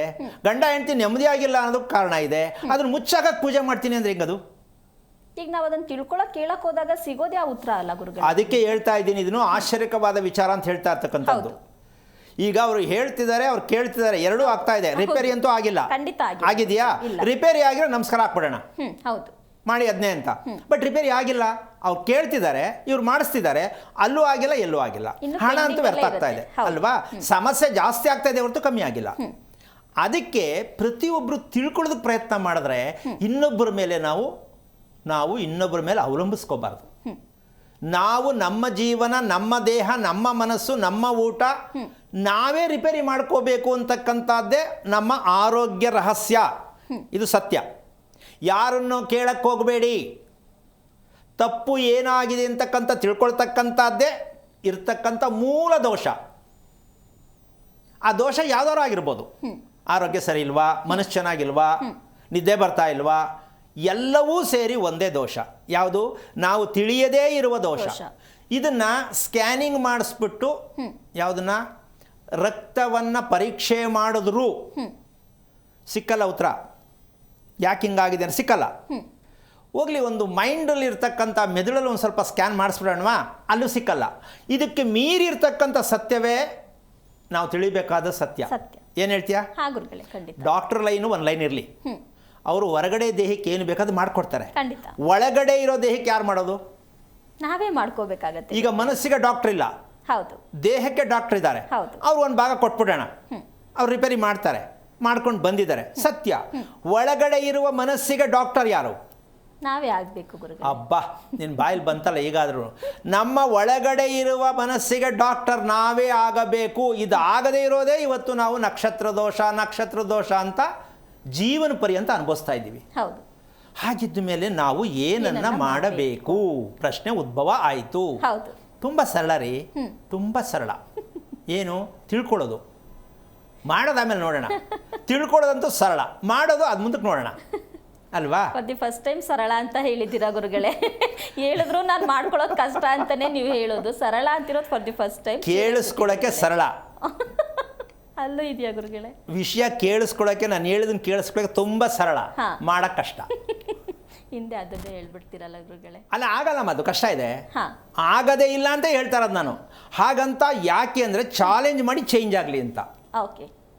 ಅವ್ರಲ್ಲಿ ಸಿಟ್ಟು ಬರಬೇಕಲ್ವಾ? ಏನು ಆಗಲ್ಲ ಅಂತೀರ, ಹಂಗಾದ್ರೆ ನಾವೇನು ಅಲ್ಲಿ ಅಷ್ಟು ಅನ್ಫಿಟ್ಟಾ? ಬಂದ್ಬಿಡಿ ಆ ಕಾಡಕ್ಕೆ. ಅಮ್ಮ, ಗೆಲ್ಲಕ್ಕಾಗಲ್ಲ ಅಂದರೆ ಮನುಷ್ಯ ಓಡಲ್ಲ, ನಿಂತೋಗ್ತಾನೆ. ಹೌದು. ನೀನು ಗೆಲ್ತಿಯ ಹೋಗು ಅಂದರೆ ಕುಂಟಾದ್ರೂ ಓಡ್ತಾನೆ. ಹೌದು ಗುರುಗಳೇ, ಖಂಡಿತ. ಹಾಗೆ ಇಲ್ಲಿ ಕಾರ್ಯಕ್ರಮದಲ್ಲಿ ಹೇಳ್ತಾ ಇರ್ತಕ್ಕಂಥ ವಿಚಾರ ಪ್ರತಿಯೊಬ್ಬರು ಅರ್ಥ ಮಾಡ್ಕೋಬೇಕು. ನಮ್ಮಿಂದ ಯಾವುದು ಆಗಲ್ಲ, ನಮಗೆ ಗೊತ್ತಿಲ್ಲ ಅನ್ನುವಂತಹ ದೌರ್ಭಾಗ್ಯದ ವಿಚಾರವನ್ನು, ದುರ್ಬಲವಾದ ಮನಸ್ತತ್ವವನ್ನು ದಯವಿಟ್ಟು ತೆಗೆದು ಹಾಕಿ ಹೊರಗಡೆ. ಯಾರೋ ಹೇಳಿದ್ದನ್ನು, ಯಾರೋ ಕೇಳಿದ್ದನ್ನು ನಾವು ಕೇಳ್ಕೊಂಡು ಬದುಕುವಂಥ ಕೆಟ್ಟ ಅಭ್ಯಾಸ ಹೋಗ್ತಾ ಇರಲಿ ಪ್ರತಿದಿನ ಅಂತಕ್ಕಂಥದ್ದೇ ನಮ್ಮ ಗುರಿ. ಬೇರೆಯವರು ಹೇಳಿದ್ದನ್ನು ನಂಬಿಕೊಂಡು ಅನುಭವಿಸಿ ಏನೂ ಸಿಕ್ಕಿಲ್ಲ. ನೀವೆಲ್ಲಿವರೆಗೂ ಇದನ್ನು ಅನುಭವಿಸ್ತೀರಾ, ಬೇರೆಯವ್ರು ಕೇಳಿದ್ದನ್ನು ನೀವು ಜೀವನ ಎಲ್ಲ ಅನುಭವಿಸ್ಬೇಕಾಗತ್ತೆ. ಮತ್ತು ಮಕ್ಕಳನ್ನು ತೊಗೊಂಡೋಗಿ ಆ ದಾರಿಲಿ ಕಳಿಸ್ಕೊಳಕ್ಕೆ ಹೋಗಬೇಡಿ. ಅದಕ್ಕೆ ನೀವು ಇದನ್ನು ವಿಚಾರವಂತರಾಗಿ, ನಿಮ್ಮ ಮಕ್ಕಳನ್ನ ವಿಚಾರವಂತರಾಗಿ ಕಣ್ಣನ್ನು ತೆರೆಸಿ ಜೀವನದಲ್ಲಿ ಮಕ್ಕಳು ಚೆನ್ನಾಗಾಗ್ತಾರೆ, ನೀವು ಚೆನ್ನಾಗಿ ನೋಡ್ತೀರಾ. ಈ ಬದುಕು ನಿಮಗೆ ಈ ಬರ್ತಾ ಇರತಕ್ಕಂಥ ಕಾರ್ಯಕ್ರಮದ ಪೂರ್ಣ ಉದ್ದೇಶ ನೀವು ಅರ್ಥ ಮಾಡಿಕೊಂಡ್ರೆ ನಿಮ್ಮ ಕುಟುಂಬದಲ್ಲಿ ಒಂದು ಹೊಸ ಶಾಲೆ ಅಂದರೆ ಸ್ಕೂಲ್ ಓಪನ್ ಆಗತ್ತೆ ನಿಮ್ಮ ಮನೆಯಲ್ಲಿ ಅಂತ ನನಗನ್ಸುತ್ತೆ. ನೀವು ಮಾಡಿಕೊಂಡ್ರೆ ಬೇಕಾ ಬೇಡ ಸ್ಕೂಲು? ಯಾಕೆಂದರೆ ಬೇರೆ ಸ್ಕೂಲ್ ಓಪನ್ ಮಾಡೋಕ್ಕಾಗಲ್ಲ. ನಿಮ್ಮ ಮನೆಯನ್ನೇ ನೀವು ಸ್ಕೂಲ್ ಓಪನ್ ಮಾಡಿ, ನಿಮ್ಮ ಕುಟುಂಬಕ್ಕೋಸ್ಕರವಾಗಿ ಸ್ಕೂಲ್ ಓಪನ್ ಮಾಡಿ. ಇದು ನಮ್ಮ ಒಂದು ಸಂಕಲ್ಪ ನಿಮಗೋಸ್ಕರವಾಗಿ. ಹೌದಲ್ಲ? ಕುಟುಂಬದಲ್ಲಿ ನೆಮ್ಮದಿ ಬೇಕು, ಆತಂಕ ಬೇಡ, ಭಯ ಬೇಡ, ಬೇಜಾರು ಬೇಡ, ಯಾಕೆ ಹಿಂಗೆ ಆಗ್ತಾ ಇದೆ ಅಂದ್ಕೊಳ್ಬೇಡ. ಈ ಒಂದು ಸತ್ಯವನ್ನು ನೀವು ಅರ್ಥ ಮಾಡ್ಕೊಳ್ಳಿ ಅಂತ ನಾವು ಪ್ರಯತ್ನವನ್ನು ಮಾಡ್ತಾ ಇದ್ದೀವಿ. ಆದಷ್ಟು ಪ್ರಯತ್ನ ನೀವು ಮಾಡಿ. ಹೇಳಿದ್ದಕ್ಕೂ ಕೇಳೋದಕ್ಕೂ ಸಾರ್ಥಕವಾಗತ್ತೆ. ಎಲ್ಲದಕ್ಕಿಂತ ಸಾರ್ಥಕ ಏನಂದರೆ ಈ ಭೂಮಿಯಲ್ಲಿ ಹುಟ್ಟಿದ ಋಣವನ್ನು ತೀರಿಸ್ತಾ ಇದ್ದೀವಲ್ಲ ಅನ್ನೋ ಒಂದು ದೊಡ್ಡ ಸಂಕಲ್ಪವಾಗತ್ತೆ ನಮಗೆಲ್ಲ ಸೇರಿ. ಅದಕ್ಕೆ ಮನುಷ್ಯ ಏನೋ ಒಂದು ಮಾಡಬೇಕಾದ್ರೆ ಸರಿಯಾದ ಮಾರ್ಗದಲ್ಲಿ ನಾವು ನಡೀಬೇಕು. ಆಗ ನಮಗೆ ಸಾರ್ಥಕತೆಯಾದ ಬದುಕು ಸಿಕ್ಕತ್ತೆ. ನಮ್ಮ ಮಕ್ಕಳು ನಮ್ಮ ಕೈಲಿರ್ತಾರೆ, ನಮ್ಮ ಕುಟುಂಬ ನಮ್ಮದೇ ಆದ ಒಂದು ರೀತಿಯಲ್ಲಿ ಬದುಕೋದಕ್ಕೆ ಅವಕಾಶ ಆಗುತ್ತೆ. ಹೊರ್ತು ಏನೋ ಹೇಳ್ತಾರೆ, ಏನೋ ಹೇಳೋರೆ, ಅವ್ರು ಯಾರೋ ಹೆಂಗೋ ಹೇಳ್ತಾರೆ, ಇವರೆಲ್ಲೋ ಹೇಳ್ತಾರೆ, ಈ ರೀತಿಯಾಗಿ ಪ್ರಪಂಚದಲ್ಲಿ ಎಲ್ಲ ಓಡಾಡಿ ಏನು ಸಿಕ್ಕಿಲ್ಲ, ಸಿಗೋದು ಇಲ್ಲ. ಯಾಕೆಂದರೆ ಅದಿಲ್ಲ. ಇನ್ನು ಮೇಲೆ ಅದಿಲ್ಲ ಅಂತ ತಿಳ್ಕೊಳ್ಳೋ ಪ್ರಯತ್ನ ಮಾಡಿ. ಇಲ್ಲಿವರೆಗೂ ಮಾಡ್ಕೊಂಡು ಬಂದಿದ್ದೆಲ್ಲ ಪ್ರಯೋಜನವಿಲ್ಲ. ಇನ್ನು ಮುಂದೆ ನಾವು ಮಾಡುವುದು, ಕೇಳುತ್ತಿರುವುದು ಸತ್ಯವಾದ ಸಂಗತಿ ಅನ್ನೋಕ್ಕಂತಕ್ಕಂಥ ವಿಚಾರವನ್ನು ನೇರವಾಗಿ ಶ್ರೇಷ್ಠವಾದ ರೀತಿಯಲ್ಲಿ ನಿಮ್ಮ ಮುಂದೆ ಇಡೋದಕ್ಕೆ ನಾನು ರೆಡಿ ಇದ್ದೀನಿ. ನೀವು ರೆಡಿ ಆಗಬೇಕಷ್ಟೇ. ಈಗ ವಿಚಾರಕ್ಕೆ ಬಂದ್ಬಿಡೋಣ. ಮನಸ್ಸು ಎಲ್ಲಿದೆ ಅಂತಕ್ಕಂಥ ಪ್ರಶ್ನೆಗೆ ಉತ್ತರ ಬೇಕು. ಹೌದಾ? ನಕ್ಷತ್ರದ ಮೂಲ ಸತ್ಯ ಯಾವುದು ಅಂತ ನಮ್ಗೆ ಅರ್ಥ ಆಗಬೇಕು. ಅದಕ್ಕೊಂದು ಸಣ್ಣ ಉದಾಹರಣೆ. ಕಣ್ಣಲ್ಲಿ ನಾವು ನೋಡ್ತಾ ಇರ್ತೀವಿ, ಹೌದಾ? ಮನಸ್ಸಲ್ಲಿ ಬೇರೆ ಓಡ್ತಾ ಇರುತ್ತಾ? ಒಂದೇ ಥರ ಇರುತ್ತಾ? ಕೆಲವೊಂದ್ಸಲ ಅದೇ ಇರುತ್ತೆ ಗುರುಗಳೇ, ಕೆಲವೊಂದ್ಸಲ ಬೇರೆ ಓಡ್ತಾ ಇರುತ್ತೆ ಗುರುಗಳೇ. ಈಗ ನಿಜವಾಗ್ಲೂ ಕಣ್ಣಿಗೂ ಮನಸ್ಸಿಗೂ ನಿಕಟವಾದ ಸಂಬಂಧ ಮಾಡಿದಾಗ ಹೃದಯಕ್ಕೆ ನಿಮಗೆ ತಟ್ಟತ್ತೆ. ಅಂದರೆ ಹೃದಯವನ್ನು ನೀವು ಬಳಸ್ತಾ ಇದ್ದೀರಿ ಅಂತ. ಕಣ್ಣಿನಲ್ಲಿ ನೋಡುವ ದೃಷ್ಟಿಗೂ ನಿಮ್ಮ ಮನಸ್ಸಲ್ಲಿ ಓಡುತ್ತಿರುವ ವಿಚಾರಕ್ಕೂ ಹೊಂದಾಣಿಕೆಯಾದಾಗ ಅದು ನೇರವಾಗಿ ಹೃದಯವನ್ನು ತಲುಪುತ್ತೆ. ನೀವು ಜೀವನದಲ್ಲಿ ಶ್ರೀಮಂತಿಕೆಯನ್ನು ಅನುಭವಿಸ್ತೀರಾ. ಯಾವ ಶ್ರೀಮಂತಿಕೆ? ಹೃದಯ ಶ್ರೀಮಂತಿಕೆ, ನೆಮ್ಮದಿ ಎನ್ನುವ ಶ್ರೀಮಂತಿಕೆ. ನೆಮ್ಮದಿಯನ್ನು ನೀವು ಅನುಭವಿಸೋದೇ ಆದರೆ, ನಿಮ್ಮ ಮಕ್ಕಳಿಗೆ ಹೇಳ್ಕೊಡೋದೇ ಆದರೆ ನೋಡಿ, ನೀವೇ ಒಳ್ಳೆ ದೊಡ್ಡ ಪಂಡಿತರಾಗ್ಬೋದು. ಏನಂತೀಯಮ್ಮ? ಖಂಡಿತ ಗುರುಗಳೇ. ಹಾಗಂತ ಎಲ್ಲ ನೀವೇ ಮಾಡ್ಕೊಳಕ್ಕಾಗತ್ತೆ ಅಂತ ನಾನು ಹೇಳುತ್ತಿಲ್ಲ. ನಿಮ್ಮ ಮನಸ್ಸು ಆ ಮಟ್ಟಕ್ಕೆ ಬರಲಿ. ಅದಕ್ಕೆ ಮಾರ್ಗದರ್ಶನ, ಮಾರ್ಗಗಳನ್ನು ತೋರಿಸ್ಕೊಳಕ್ಕೆ ನಾವು ರೆಡಿ ಇದ್ದೀವಿ. ನೀವು ರೆಡಿ ಇರಬೇಕಷ್ಟೆ. ಯಾವುದಕ್ಕೆ? ಆ ಮಾರ್ಗ ಯಾವುದು, ಆ ಮಾರ್ಗ ತಿಳ್ಕೊಳಕ್ಕಷ್ಟು ನೀವು ಪ್ರಯತ್ನವನ್ನು ಮಾಡಬೇಕು. ಮಾಡ್ಕೊಳ್ಳೋದೆಲ್ಲ ನೀವೇ, ಮಾರ್ಗ ತೋರಿಸೋದೆಲ್ಲ ನಾವು. ಹೆಂಗಿರುತ್ತೆ? ಹಾಂ ಗುರುಗಳೇ. ಇದೆರಡೂ ಸೇರಿ ಏನೋ ಒಂದಾಗತ್ತೆ. ಈ ಸತ್ಯ ನೀವು ತಿಳ್ಕೊಬೇಕು. ಯಾಕೆ ಅಂತಂದರೆ, ಇಷ್ಟು ಸಾಂಗವಾಗಿರ್ತಕ್ಕಂಥ ವಿಚಾರವನ್ನು ಯಾಕೆ ಎಷ್ಟೊಂದು ರೀತಿಯಲ್ಲಿ ಹೇಳ್ತಾ ಇದ್ದೀನಿ ಅಂದರೆ, ನಿಮ್ಗೆ ಅರ್ಥ ಆಗಬೇಕು. ನಿಜವಾಗ್ಲೂ ನಾವು ತುಂಬ ಮೂರ್ಖತನದ ಬದುಕ್ತಾ ಇದ್ದೀವಿ ಅಂತ ಅರ್ಥ ಆಗುತ್ತೆ ನಿಮ್ಗೆ ಹೇಳಿದ್ರೆ. ಕಾರಣ, ಮನಸ್ಸು ಇರುವುದು ನಾವು ಸೇವಿಸುವ ಆಹಾರದಲ್ಲೇ. ಮನಸ್ಸೆಲ್ಲಿದೆ? ನಾವು ಸೇವಿಸುವ ಆಹಾರದಲ್ಲಿ. ಈಗ ಸರಿ ಮಾಡ್ಕೊಳ್ಳಿ, ನೋಡೋಣ. ಈಗ ಗೊತ್ತಾಗತ್ತೆ ನಿಮ್ಮ ಕತೆ. ನಮ್ಮ ಮನಸ್ಸು ನಾವು ಸೇವಿಸುವ ಆಹಾರದಲ್ಲೇ. ಅದು ಹೆಂಗೆ ನೀವು ಹೇಳೋದು ಒಪ್ಕೋಬೇಕು. ನಮಗೊಂದು ಆಧಾರ ಕೊಡಿ. ನಾವು ಯೋಚನೆ ಮಾಡಿದಾಗೆ ನಾವು ಇರೋ ಹಾಗೆ ಮನಸ್ಸಿರುತ್ತೆ ಅಂತ ನಾವು ಅನ್ಕೊಂಡಿದ್ದೀವಿ ಗುರುಗಳೇ. ನೀವು ಆಹಾರದಿಂದ ಅಂತ ಹೇಳಿದ್ರೆ ಹೇಗೆ ಒಪ್ಕೊಳ್ಳೋದು ಅನ್ನೋದು ಈಗ ಅದಕ್ಕೆ ಹೇಳ್ಬಿಡೋಣ. ಹಾಂ, ಏನದು ಹೆಂಗ್ ಒಪ್ಕೊಳ್ಳೋದು ಅಂದರೆ, ಮಗು ಊಟ ತಿನ್ನಕ್ ಮುಂಚೆ, ನೀವು ತಿನ್ಸೋದಕ್ಕೆ ಮುಂಚೆ ಮಗು ಯಾವಾಗಲೂ ನಗ್ತಾನೆ ಇರುತ್ತೆ. ಹೌದು ಗುರುಗಳೇ. ಹೌದಾ? ಈಗ ತಿಳ್ಕೊಬೇಕು ಈ ಊಟದಲ್ಲಿ ಎಂಥ ವಿಷ ಇದೆ ಅಂತ. ಅಂದರೆ ಊಟದಲ್ಲಿ ವಿಷ ಇದೆ ಅಂತಲ್ಲ, ನಾವು ತಿನ್ನುವ ರೀತಿಯ ವಿಷ. ಅದೇ ರೀತಿ ನಾವು ತಿನ್ನುತ್ತಿದ್ದೀವಿ ಒಳ್ಳೆಯ ಆಹಾರವನ್ನು. ಒಳ್ಳೆ ಊಟ ಅಂತೀವಿ, ಆದರೆ ಒಳ್ಳೆ ಊಟ ಮಾಡ್ಕೊಳಕ್ಕೆ ಗೊತ್ತಿಲ್ಲ ನಮಗೆ. ಊಟ ಒಳ್ಳೆಯದೇ, ನಮಗೆ ಮಾಡೋಕ್ಕೆ ಗೊತ್ತಿಲ್ಲ. ಆ ಊಟ, ಆಹಾರ ಸೇವನೆಯ ಮೂಲ ನಮಗೆ ಗೊತ್ತಿಲ್ಲ. ಈಗ ಅರ್ಥ ಆಗತ್ತೆ ಅನ್ಕೋತೀನಿ. ಮಗು ಊಟ ತಿನ್ನಕ್ಕೆ ಮುಂಚೆ ಎಷ್ಟು ಮುದ್ದಾಗಿ ನಗ್ತಾ ಇರುತ್ತೆ. ನಗೋದ್ ಬಿಟ್ಟು ಇನ್ನೇನು ಮಾಡಲ್ಲ ಮಗು 5 ತಿಂಗಳವರೆಗೂ ಅಲ್ವಾ? ಅಲ್ಲ, ನೀವು ತಿನ್ಸೋವರೆಗೂ. ಅದೇ ಗುರುಗಳ 5 ತಿಂಗಳ ಶುರು ಮಾಡ್ತಾರೆ. ಕಬ್ಬು ಕೊಡ್ತಾರಲ್ಲ ಗಾಣಕ್ಕೆ, ಹಂಗೆ ನೀವು ಯಾವಾಗ ಬಾಯಿಗೆ ತುರುಕಿದ್ರೆ ಮಗು ಕೆಡ್ತು. ಹಂಗ ತಿನ್ನಿಸ್ಬೇಡ್ವಾ? ಆ ತಿನ್ಸೆ ಈ ಮಟ್ಟಕ್ಕೆ ಮಾಡಿರೋದು ಮಕ್ಕಳನ್ನ. ನಿಮ್ಮ ಮಾತು ಕೇಳೋದೇ ಇಲ್ಲ. ಅದು ಅನ್ನ ತಿನ್ನಿಸ್ತಾ ಇದ್ದೀರಲ್ವಾ? ಗುರುಗಳೇ, ಎಲ್ಲಿ ಕೇಳುತ್ತೆ ನಿಮ್ಮ ಮಾತನ್ನ? ಅಂದರೆ ನಾವು ತಿನ್ನಿಸ್ತಿರುವ ರೀತಿ ತಪ್ಪು ಅಂತೇ ಹೊರತು ಅನ್ನ ಊಟ ತಪ್ಪಲ್ಲ. ತಿನ್ನಿಸುತ್ತಿರುವ ರೀತಿ ತಪ್ಪು. ತಿನ್ನಿಸುತ್ತಿರುವ ರೀತಿ, ನಾವು ತಿಳಿದಿರುವ ರೀತಿ, ನಾವು ತಿಂದು ಬದುಕಿದೀವಲ್ಲ ಬಂಡವಾಳಲ್ಲಿ, ಇದು ರೀತಿ ತಪ್ಪಾಗಿರೋದು. ಈ ಬಂಡವಾಳಲ್ಲೇ ಬದುಕ್ತಾ ಇರೋದು ನಾವು. ಇನ್ನೊಬ್ಬರ ಮೇಲೆ ಹಾಕ್ಬಿಟ್ಟು ಯಾಕೆ ಗುರುಗಳೇ ಬಂಡವಾಳ ಅಂತ? ಇನ್ನೇನು ಮತ್ತೆ ಇನ್ನೊಬ್ಬರ ಮೇಲೆ ಹೇಳಿ ಚಾಡಿ ಇರೋದು. ಇನ್ನಂದ್ರೆ ಗಂಡನಿಗೆ ಹೆಂಡತಿ ಕೇಳಿ, ಹೆಂಡತಿ ಗಂಡ ಕೇಳಿ. ಹೆಂಡತಿ ಮೇಲೆ ಗಂಡ ಹೇಳ್ತಾನೆ, ಗಂಡನ ಮೇಲೆ ಹೆಂಡತಿ ಹೇಳ್ತಾಳೆ. ಇವ್ನು ಕಟ್ಕೊಂಡಿದ್ದು ಸರಿ ಇಲ್ಲ ಅಂತ ಅವಳು ಹೇಳ್ತಾಳೆ. ಇವಳು ಎಲ್ಲಿ ಸಿಕ್ಕೋದು ನನಗೆ ಅಂತ ಅವನಂತಾನೆ. ಇದು ಹೆಂಗಿದು? ಬಂಡವಾಳ ತಾನೇ ಇದು. ಗುರುಗಳೇ, ತಿನ್ನೋದ್ರಲ್ಲಿ ಮಾಡ್ತಿರ್ತಕ್ಕಂಥ ತಪ್ಪಾದ್ರೂ ಏನು ಅನ್ನೋದ್ರ ಬಗ್ಗೆ ಮಾತಾಡ್ತೀನಿ ಗುರುಗಳೇ. ಕಾಲರ್ ರೆಡಿ ಇದ್ದಾರೆ. ಹಲೋ, ನಮಸ್ತೆ. ನಮಸ್ತೆ ವಿಶಾಲಾಕ್ಷಿ ಅವರೇ, ಯಾರ ಬಗ್ಗೆ ತಿಳ್ಕೊಬೇಕಿತ್ತು? ಹಲೋ, ಯಾರ ಬಗ್ಗೆ ತಿಳ್ಕೊಬೇಕಿತ್ತಮ್ಮ? ಮಗನ್ ಬಗ್ಗೆ. ಅವ್ರದ್ದು ನಕ್ಷತ್ರ ತಿಳಿಸಿ. ಶ್ರವಣ ನಕ್ಷತ್ರ. ಗುರುಗಳಿದ್ದಾರೆ, ಮಾತಾಡಿ. ಹಲೋ. ಹರಿ ಓಂ ಗುರುಜಿ. ನಾರಾಯಣ. ಮಗನಿಗೆ ಎಷ್ಟು ವಯಸ್ಸು? 17. ಏನಾಗಬೇಕಿತ್ತು? ಅವ್ನ ಹೆಲ್ತ್ ಬಗ್ಗೆ. ಹೆಲ್ತ್ ಬಗ್ಗೆ ಏನು ಓದಿದ್ಯಮ್ಮ? ನಾನು ಏನೂ ಇಲ್ರಿ. ಆದರೂ ಹೆಲ್ತ್ ಅಂತ ಹೇಳ್ತಿದ್ಯಲ್ಲ ತಾಯಿ.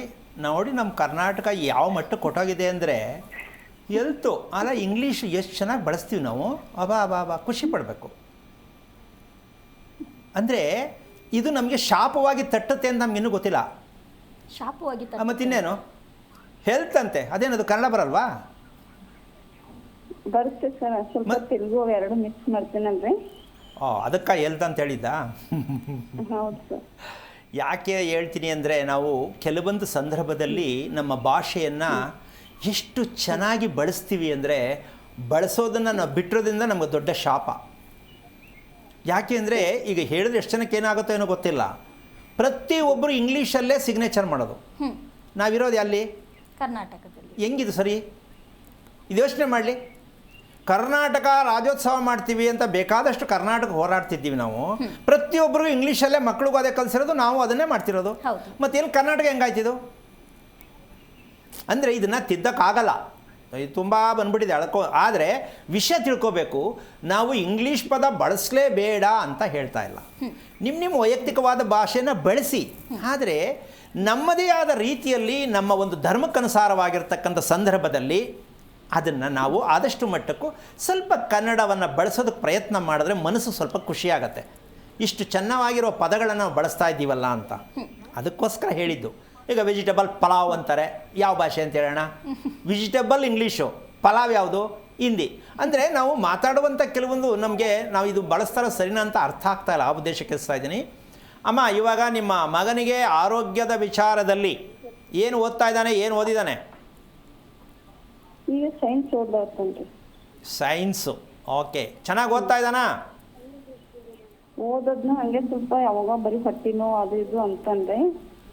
ಓಕೆ. ನೀವು ಬೆಳಗ್ಗೆ ಸ್ನಾನ ಮಾಡೋದು ಎಷ್ಟಕ್ಕೆ ತಾಯಿ? ನಾವು 5 ಗಂಟೆಗೆ ರೀ. ನಿಮ್ಮ ಮದುವೆಯಾಗಿ ಎಷ್ಟು ವರ್ಷ ಆಯಿತು? 24ನೇ ವರ್ಷ ರೀ. ಓಕೆ. ನೀವು ಮದುವೆ ಮಾಡೋದು ದಿನ ನಿಮಗೆ ಸೂರ್ಯನ ಕಡೆ ತೋರಿಸಿದ್ರಾ ನೋಡಿ ಅಂತ? ಇಲ್ಲ ಗುರುಜಿ, ಅದೇನೂ ಮಾಡಿಲ್ಲ. ನೀವು ನಿಮ್ದು ಕೇಳ್ಕೊಂಡೆ ಅದು ಏನೂ ಮಾಡಿಲ್ಲಲ್ಲ ಅಂತ ಈಗ ಜರ ಕಷ್ಟದಾಗಿದ್ದೇವ್ರಿ. ಯಾಕೆ ಮಾಡಿಲ್ಲ? ಗೊತ್ತಿಲ್ವಾ? ಮಾಡೋಕ್ಕಾಗಲಿಲ್ವಾ? ಅದು ಗೊತ್ತಿಲ್ಲದೆ ಸರಿ ಕಡೆ ಯಾರಿಗೂ ಗೊತ್ತಿಲ್ಲ. ಯಾವ ಊರು ನಿಮ್ಮದು? ನಮ್ದು ಗುಲ್ಬರ್ಗ ಕಡೆ. ಓಕೆ. ಅಲ್ಲಮ್ಮ, ಗೊತ್ತಿಲ್ಲ ಅಂತ ಗೊತ್ತು, ಆದರೂ ಸುಮ್ಮನೆ ಇದೆಯಲ್ಲಮ್ಮ, ಸರಿ ಮಾಡ್ಕೊಳ್ಳೋದಲ್ವಾ? ಅದನ್ನೇ ನಿಮ್ಗೆ ನಿಮ್ಮ ದೇವ್ರಾಗ ಬಂದ್ರೆ ಗೊತ್ತಾಗ್ತದೆ ಅನ್ನೋದರ ಓಕೆ. ತಿಳ್ಕೊಬೇಕು. ಬೆಳಿಗ್ಗೆ ಎದ್ದು ಸ್ನಾನ ಮಾಡಿದ ನಂತರ ಚಂದ್ರ ನಕ್ಷತ್ರ ನೋಡಬೇಕು ಅಂತ ಗೊತ್ತಿದೆಯಾ ಹೋಗ್ಲಿ ವಿಷಯ? ನಾನು ಬೆಳಗ್ಗೆ 3:30 ಹಂಗೆ ಹೇಳ್ತೀವ್ರಿ ಸರ್. ಅಲ್ಲ, ಹೇಳ ಸರಿ. 5ಕ್ಕೆ ಜಳಕ ಮಾಡ್ಕೊಂಡು ನಾವು ಒಂದು ಪೂಜೆಗೆ ಹೋಗ್ತೀವ್ರಿ, 5ಕ್ಕೆ ಹೊರಗಾಡ್ತೀವ್ರಿ. ಅಲ್ಲಲ್ಲ, ನಾನು ಹೇಳೋದು ನಕ್ಷತ್ರ ನೋಡಬೇಕು ಅನ್ನೋದು ಗೊತ್ತಿದೆಯಾ ನಿಮಗೆ ಅಂತ? ಈಗ ನಿಮ್ಗೆ ಇದನ್ನ ಆಕೆ ಇನ್ನು ಮೇಲೆ ಅದನ್ನು ಸ್ವಲ್ಪ ಪ್ರಯತ್ನ ಮಾಡಮ್ಮ. ಸ್ನಾನ ಹೇಗಿದ್ರು ಮಾಡ್ತೀಯ, 5 ಗಂಟೆಗೆ ಹೊರಗಡೆ ಬಂದು ಚಂದ್ರ ನಕ್ಷತ್ರ ಇರತಕ್ಕಂಥದ್ದು. ಆಮೇಲೆ ಕೆಲವು ಸಲ ಇರಲ್ಲ, ಆಮೇಲೆ ಹುಡ್ಕೊಂಡು ನಿಂತ್ಕೊಬೇಡ, ಗುರುಗಳು ಹೇಳ್ಬಿಟ್ರು ಇಲ್ವಲ್ಲ ಅಂತ. 15 ದಿನ ಇರುತ್ತೆ, 15 ದಿನ ಇರಲ್ಲ. ಆದರೆ ಆ ಸಮಯದಲ್ಲಿ ಆಕಾಶದಲ್ಲಿರುವಂತಹ ಒಂದು ಬೆಳಕನ್ನು ನೋಡಿದ್ರು ಸಾಕು. ನಕ್ಷತ್ರ ಚಂದ್ರ ಇದ್ದರೆ ನೋಡೋದು ಒಳ್ಳೆಯದು, ತುಂಬ ಕರ್ಮಗಳು ಕಳಿಯುತ್ತೆ. ಪ್ರತ್ಯಕ್ಷ ದೇವರು ಯಾರು ಅಂದರೆ ನಕ್ಷತ್ರ, ಸೂರ್ಯ, ಚಂದ್ರ, ನಕ್ಷತ್ರ. ಒಪ್ಕೊಂಡಿದ್ದೀವಿ ತಾನೇ ನಾವು ಇದನ್ನ? ಮತ್ತು ಯಾಕೆ ಬೆಳಗ್ಗೆ ಎದ್ದು ನೋಡ್ತಾ ಇಲ್ಲ? ನಿಮ್ಮ ಆರೋಗ್ಯ ಹೆಂಗೆ ಕೆಡ್ತಾ ಇದೆ ಅಂತ ಸ್ವಲ್ಪ ಯೋಚನೆ ಮಾಡಿ. ಯಾಕೆ ಅಂದರೆ ನಾವುದೇ ಕೂರಿಸಿರ್ತಕ್ಕಂಥ ದೇವಸ್ಥಾನಕ್ಕೆ ಹೋಗಿ ಪೂಜೆ ಮಾಡಿಸ್ತೀವಿ. ಪ್ರಕೃತಿಯಲ್ಲಿರ್ತಕ್ಕಂಥ ಚಂದ್ರ, ನಕ್ಷತ್ರ, ಸೂರ್ಯನನ್ನು ಯಾಕೆ ನೋಡಿ ನಮಸ್ಕಾರ ಮಾಡೋದು ನಾವು ಅಭ್ಯಾಸ ಆಗಿಲ್ಲ. ಇದಕ್ಕಿನ್ನ ಮೀರಿ ದೋಷ ಪ್ರಪಂಚದಲ್ಲಿದೆಯಾ? ಅಂದರೆ ಅದಕ್ಕೆ ಪ್ರಾಧಾನ್ಯತೆ ಕೊಡಬೇಕು, ಅದನ್ನು ನಾವು ದೇವರಂತ ಒಪ್ಕೊಂಡಿದ್ದೀವಿ, ಅದನ್ನು ನೋಡ್ಬೇಕನ್ನೋ ವಿಚಾರನೇ ಗೊತ್ತಿಲ್ವಲ್ಲ ಗುರುಗಳೇ? ನೀವು ಹೇಳಿದಾಗೆ ನಾವು ಇದನ್ನ ದೇವಸ್ಥಾನಕ್ಕೂ ಕೈ ಮುಗಿಯೋದಷ್ಟೇ ನಮಗೆ ಗೊತ್ತಿರೋದು. ಈಗ ಯೋಚನೆ ಮಾಡಿ, ಇವತ್ತು ವಿಚಾರ ಹೇಳ್ತಾ ಇರ್ತಕ್ಕಂಥದ್ದು ಮದುವೆ ಆದ ದಿನ ಪಾಪ ಇವ್ರು ನೋಡೇ ಇಲ್ಲ, ಯಾರು ನೋಡಲ್ಲ. ಯಾಕೆಂದ್ರೆ ಆ ಟೈಮಲ್ಲಿ ಏನು ಕಾಣಿಸಲ್ಲ, ಸೂರ್ಯನೂ ಕಾಣಿಸಲ್ಲ, ಚಂದ್ರನೂ ಕಾಣಿಸಲ್ಲ. ಆಯ್ತಾ? ಕಟ್ಕೊಂಡಲ್ಲ ಅಂತ ಅಲ್ಲೇ ಬಂಡತನ ಶುರು. ಯಾಕೆ ಹೇಳು ಬಂಡತನ? ಏನಾಯ್ತದೋ ಮುಂದಕ್ಕೆ ನಮ್ಮ ಕತೆ ಅಂತ. ಅಂದರೆ ಭಯ ಅಲ್ಲೇ ಶುರುವಾಗತ್ತೆ, ಮದುವೆಯಲ್ಲೇ ಭಯ ಶುರುವಾಗತ್ತೆ. ಕಾರಣ ನಮಗೇನು ತಿಳಿದಿಲ್ಲ, ಮದುವೆ ಮಾಡಿಸೋರ್ಗೂ ಗೊತ್ತಿಲ್ಲ. ಇದಕ್ಕೋಸ್ಕರವಾಗಿ ಮದುವೆ ಮಾಡ್ಕೊಳ್ಳುವಾಗ ಕೈ ನಡುಗುತ್ತೆ ಅಂತ ಕೆಲವರು ಹೇಳ್ತಾರೆ, ಭಾರಿ ದೊಡ್ಡ ಜಾಂಡ್ರು. ಯಾಕೆ ಅಂದರೆ ಭಯದಲ್ಲಿ ನಡಗೋದದು. ಹೌದು. ಮನುಷ್ಯನಿಗೆ ಯಾವ ಕಾರಣಕ್ಕೂ ಭಯ ಅಲ್ಲ, ಧೈರ್ಯ ಇರಬೇಕಾದದ್ದು. ಇದು ದೈವಶಕ್ತಿ ನಮ್ಮ ದೇಹದಲ್ಲಿರ್ತಕ್ಕಂಥದ್ದು. ದೈವಶಕ್ತಿ ಯಾವುದು? ಧೈರ್ಯ. ಈಗ ನೀವು ಸ್ಕೂಲ್ಗೆ ಹೋಗೋ ಮಗುವಿಂದ ಹಿಡಿದು ಮದುವೆ ಆಗಿರೋದ್ರಿಂದ ಹಿಡಿದು ಸಾಯೋವರೆಗೂ ಬರೀ ಭಯದಲ್ಲೇ ಸಾಯ್ತಾರೆ. ಯಾಕೆ? ಧೈರ್ಯ ಅನ್ನೋ ಒಂದು ಶಕ್ತಿ ಭಗವಂತನ ನಾವು ಮಾಡ್ಕೊಂಡೇ ಇಲ್ಲ, ದೇಹದಲ್ಲಿ ಕೂರಿಸ್ಕೊಂಡೇ ಇಲ್ಲ, ಮನಸ್ಸಲ್ಲಿ ಕೂರಿಸ್ಕೊಂಡೇ ಇಲ್ಲ.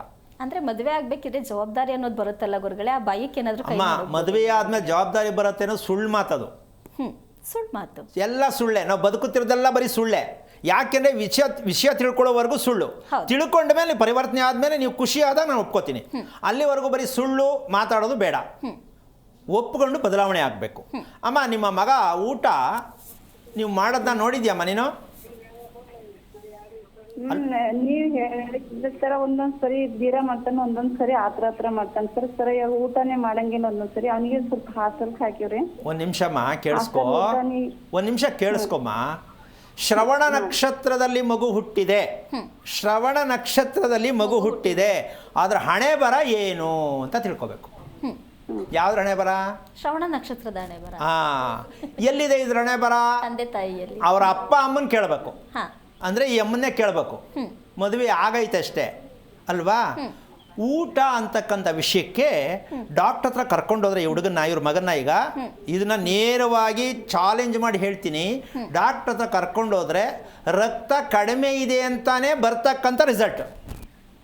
ರಕ್ತ ಕಡಿಮೆ ಇದೆ. ಶ್ರವಣ ನಕ್ಷತ್ರಕ್ಕೆ ದೋಷ ಯಾವುದು ಅಂದರೆ ಅವರ ದೇಹಕ್ಕೆ ವಯಸ್ಸಿಗನುಸಾರವಾಗಿ ರಕ್ತ ಉತ್ಪತ್ತಿಯಾಗುವ ಸಾಧ್ಯತೆ ತೀರಾ ಕಡಿಮೆ. ಕಾರಣ ಗುರುಗಳು ಹೇಳೋಣ.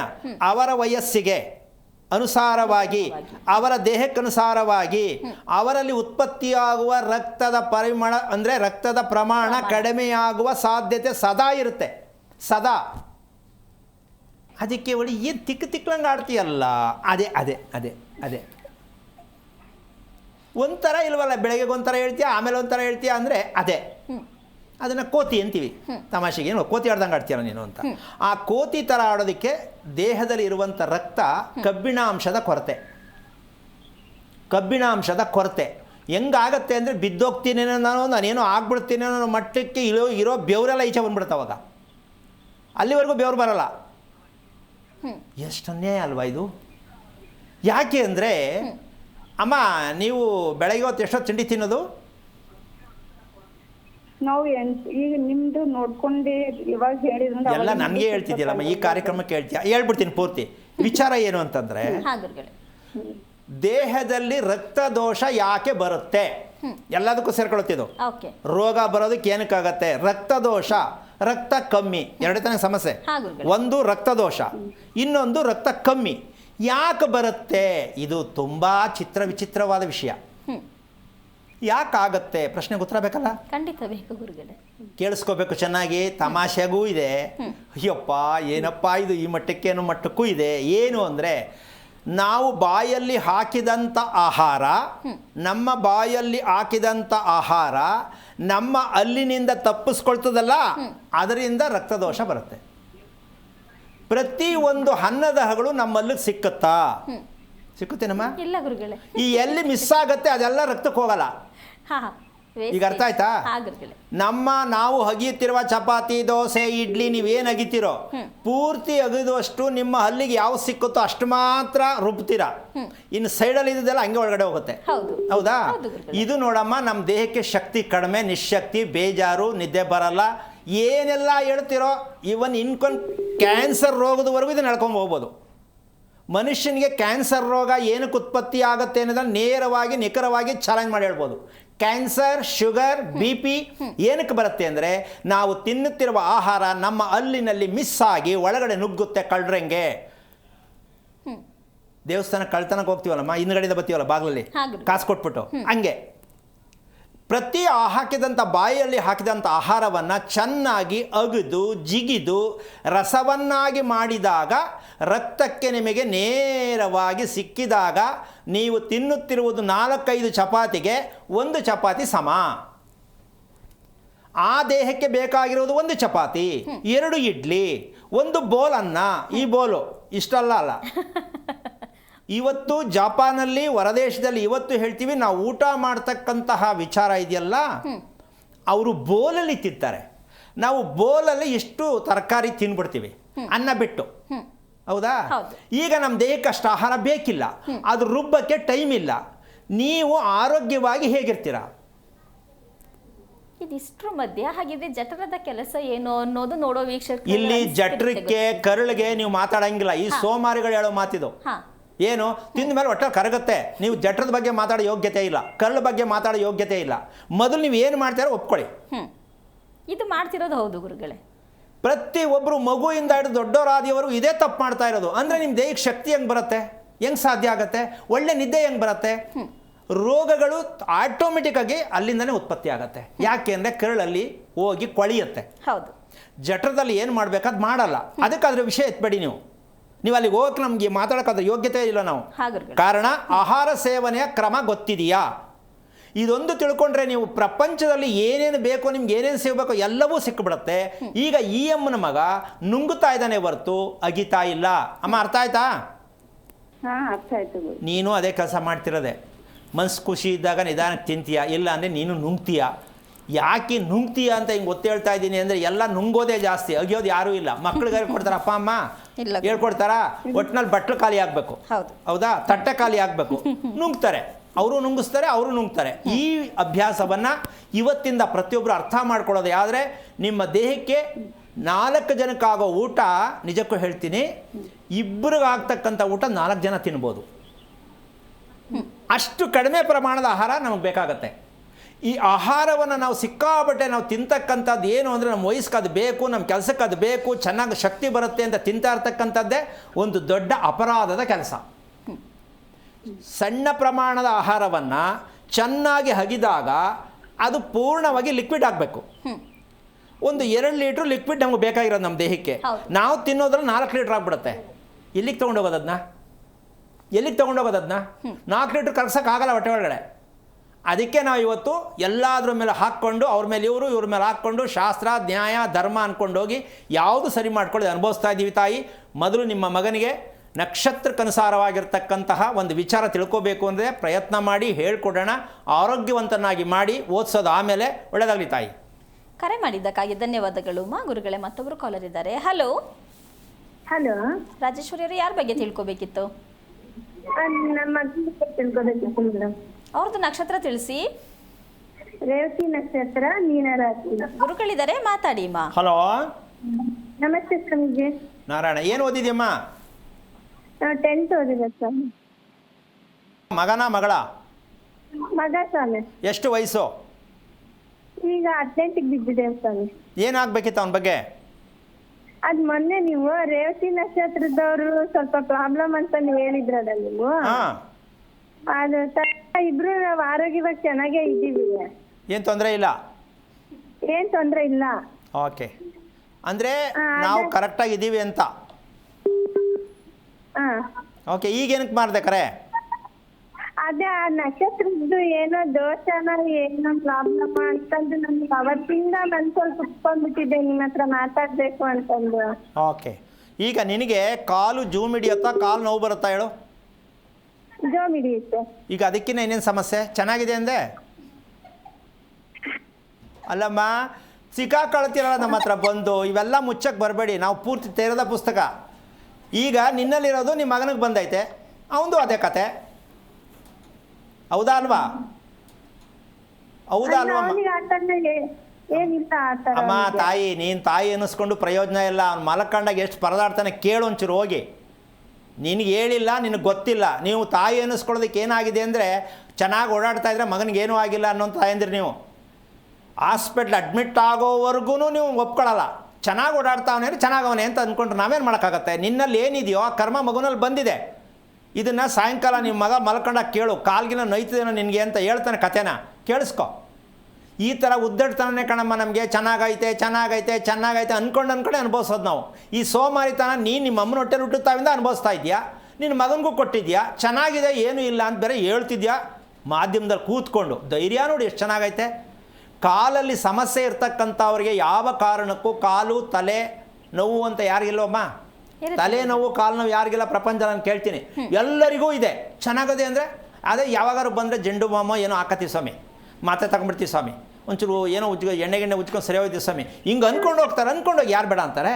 ಅಂದ್ರೆ ನಾವು ಹಾಸ್ಪಿಟಲ್ಗೆ ಅಡ್ಮಿಟ್ ಆಗೋವರೆಗೂ ನಾವು ಚೆನ್ನಾಗಿದ್ದೀವಿ ಅಂತಾನೆ ಅನ್ಕೊಳ್ಳೋದು. ಎಲ್ಲರೂ ಮನಸ್ಸಲ್ಲೂ ಇದೇ ಇರೋದು. ಹೌದು. ಫಸ್ಟು ನೀನು ರೇವತಿ ನಕ್ಷತ್ರ ಹುಟ್ಟೋದಕ್ಕೆ ಹಸುವಿಗೆ ಸಂಬಂಧಪಟ್ಟಂಥದ್ದು, ಹಾವಿಗೆ ಸಂಬಂಧಪಟ್ಟಂಥದ್ದು, ಸತ್ತವರಿಗೆ ದೋಷ. ಈ 3 ದೋಷದಲ್ಲಿ ರೇವತಿ ನಕ್ಷತ್ರ ಮಗು ಬಂದಿದೆ.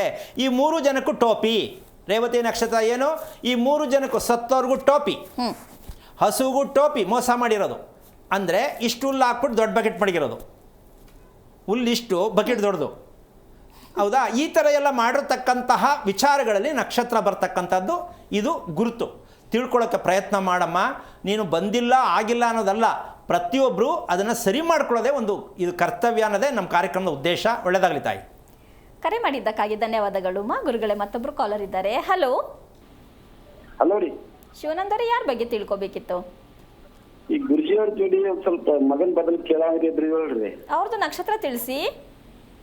ಓರಿ ನಕ್ಷತ್ರ ನಾವ್ರಿಗೆ ನಾವ್ ಬರ್ದಿಟ್ಟಿಲ್ರಿ, ನಾವ್ ನಿರಕ್ಷರ ದೊಡ್ಡದಾಗಿದ್ದಾವ್ರಿ ನಾವು. ಗುರುಗಳಿದ್ದಾರೆ, ಮಾತಾಡಿ ಸರ್. ಹಲೋ, ನಮಸ್ಕಾರ ರೀಪ್ಪ. ನಮಸ್ಕಾರ. ನಕ್ಷತ್ರ ಗೊತ್ತಿಲ್ವಾ? ಓರಿ ನಕ್ಷತ್ರ ಗೊತ್ತಿಲ್ವಾ ಅಂದೆ. ನಕ್ಷತ್ರ ಗೊತ್ತಿಲ್ರಿಪ್ಪ. ಯಾರ್ದು ನಕ್ಷತ್ರ ಯಾರ್ದು? ನಿಮ್ಗೋಸ್ಕರನಾ? ರೀ ಮಗಂದ. ಮಗನ ಹೆಸರೇನು? ಮಂಜುನಾಥ್ ರೀ. ದೇವಸ್ಥಾನಕ್ಕೆ ಮಂಜುನಾಥ್ರಿಗೆ ಅರ್ಕೆ ಕಟ್ಕೊಂಡಿದ್ರ? ಗೊತ್ತಿಲ್ರಿ ನಾವು. ಸಾಕು ಸಾಕು ಸಾಕು ಸಾಕು ಸಾಕು. ಎಷ್ಟು ವಯಸ್ಸು ಅವನಿಗೆ? ವಯಸ್ಸು ರೀ ಒಂದು 29 ರೀ. 29? ಅಲ್ರಿ, ಹಾ ಮಗನಗೋಸ್ಕರ ರೀ. ಮಗನಿಗೆ ವಯಸ್ಸು ಮಂಜುನಾಥ್ ರೀ. ಸ್ವಲ್ಪ ಕೇಳಿಸ್ಕೊಳ್ಳಿ. ಮಗನಿಗೆ ವಯಸ್ಸು 29? ಹೌನ್ರಿ 29 ರೀ. ಈಗ ಅವನ ಬಗ್ಗೆ ಏನಾಗಬೇಕು? ಮದುವಿನ ಒಟ್ಟು ಕನ್ಯಾನ ಸಿಗೋಲಾಗಿದ್ರಿ. ಸಿಗಲ್ವಲ್ಲ ಅವನಿಗೆ? ಮಂಜುನಾಥ್ ಅಂತ ಹೆಸರಿಟ್ಟಿದ್ರಲ್ಲ, ಅದಕ್ಕೆ ಸಿಗಲ್ಲ. ದೇವ್ರ ಹೆಸರಿಟ್ಟಿದ್ರಲ್ವಾ? ಹೌನ್ರಿ, ಹಿಂಗ್ ಮಂಜು ಒಟ್ಟೆ ಏನು ಎಲ್ಲ. ಒಂದು ನಿಮಿಷ ಕೇಳಿಸ್ಕೊಳ್ಳಿ. ದೇವ್ರ ಹೆಸರಿಡೋ ಕಾರಣ ಏನು? ಅರ್ಕೆ ಕಟ್ಕೊಂಡಿದ್ರಾ? ಓದೇ ಗಂಡು ಮಗು ಆದ್ರೆ ನೀನು ಹೆಸರಿಡ್ತೀವಿ ಅಂತ ಅರ್ಕೆ ಕಟ್ಕೊಂಡಿದ್ರಾ?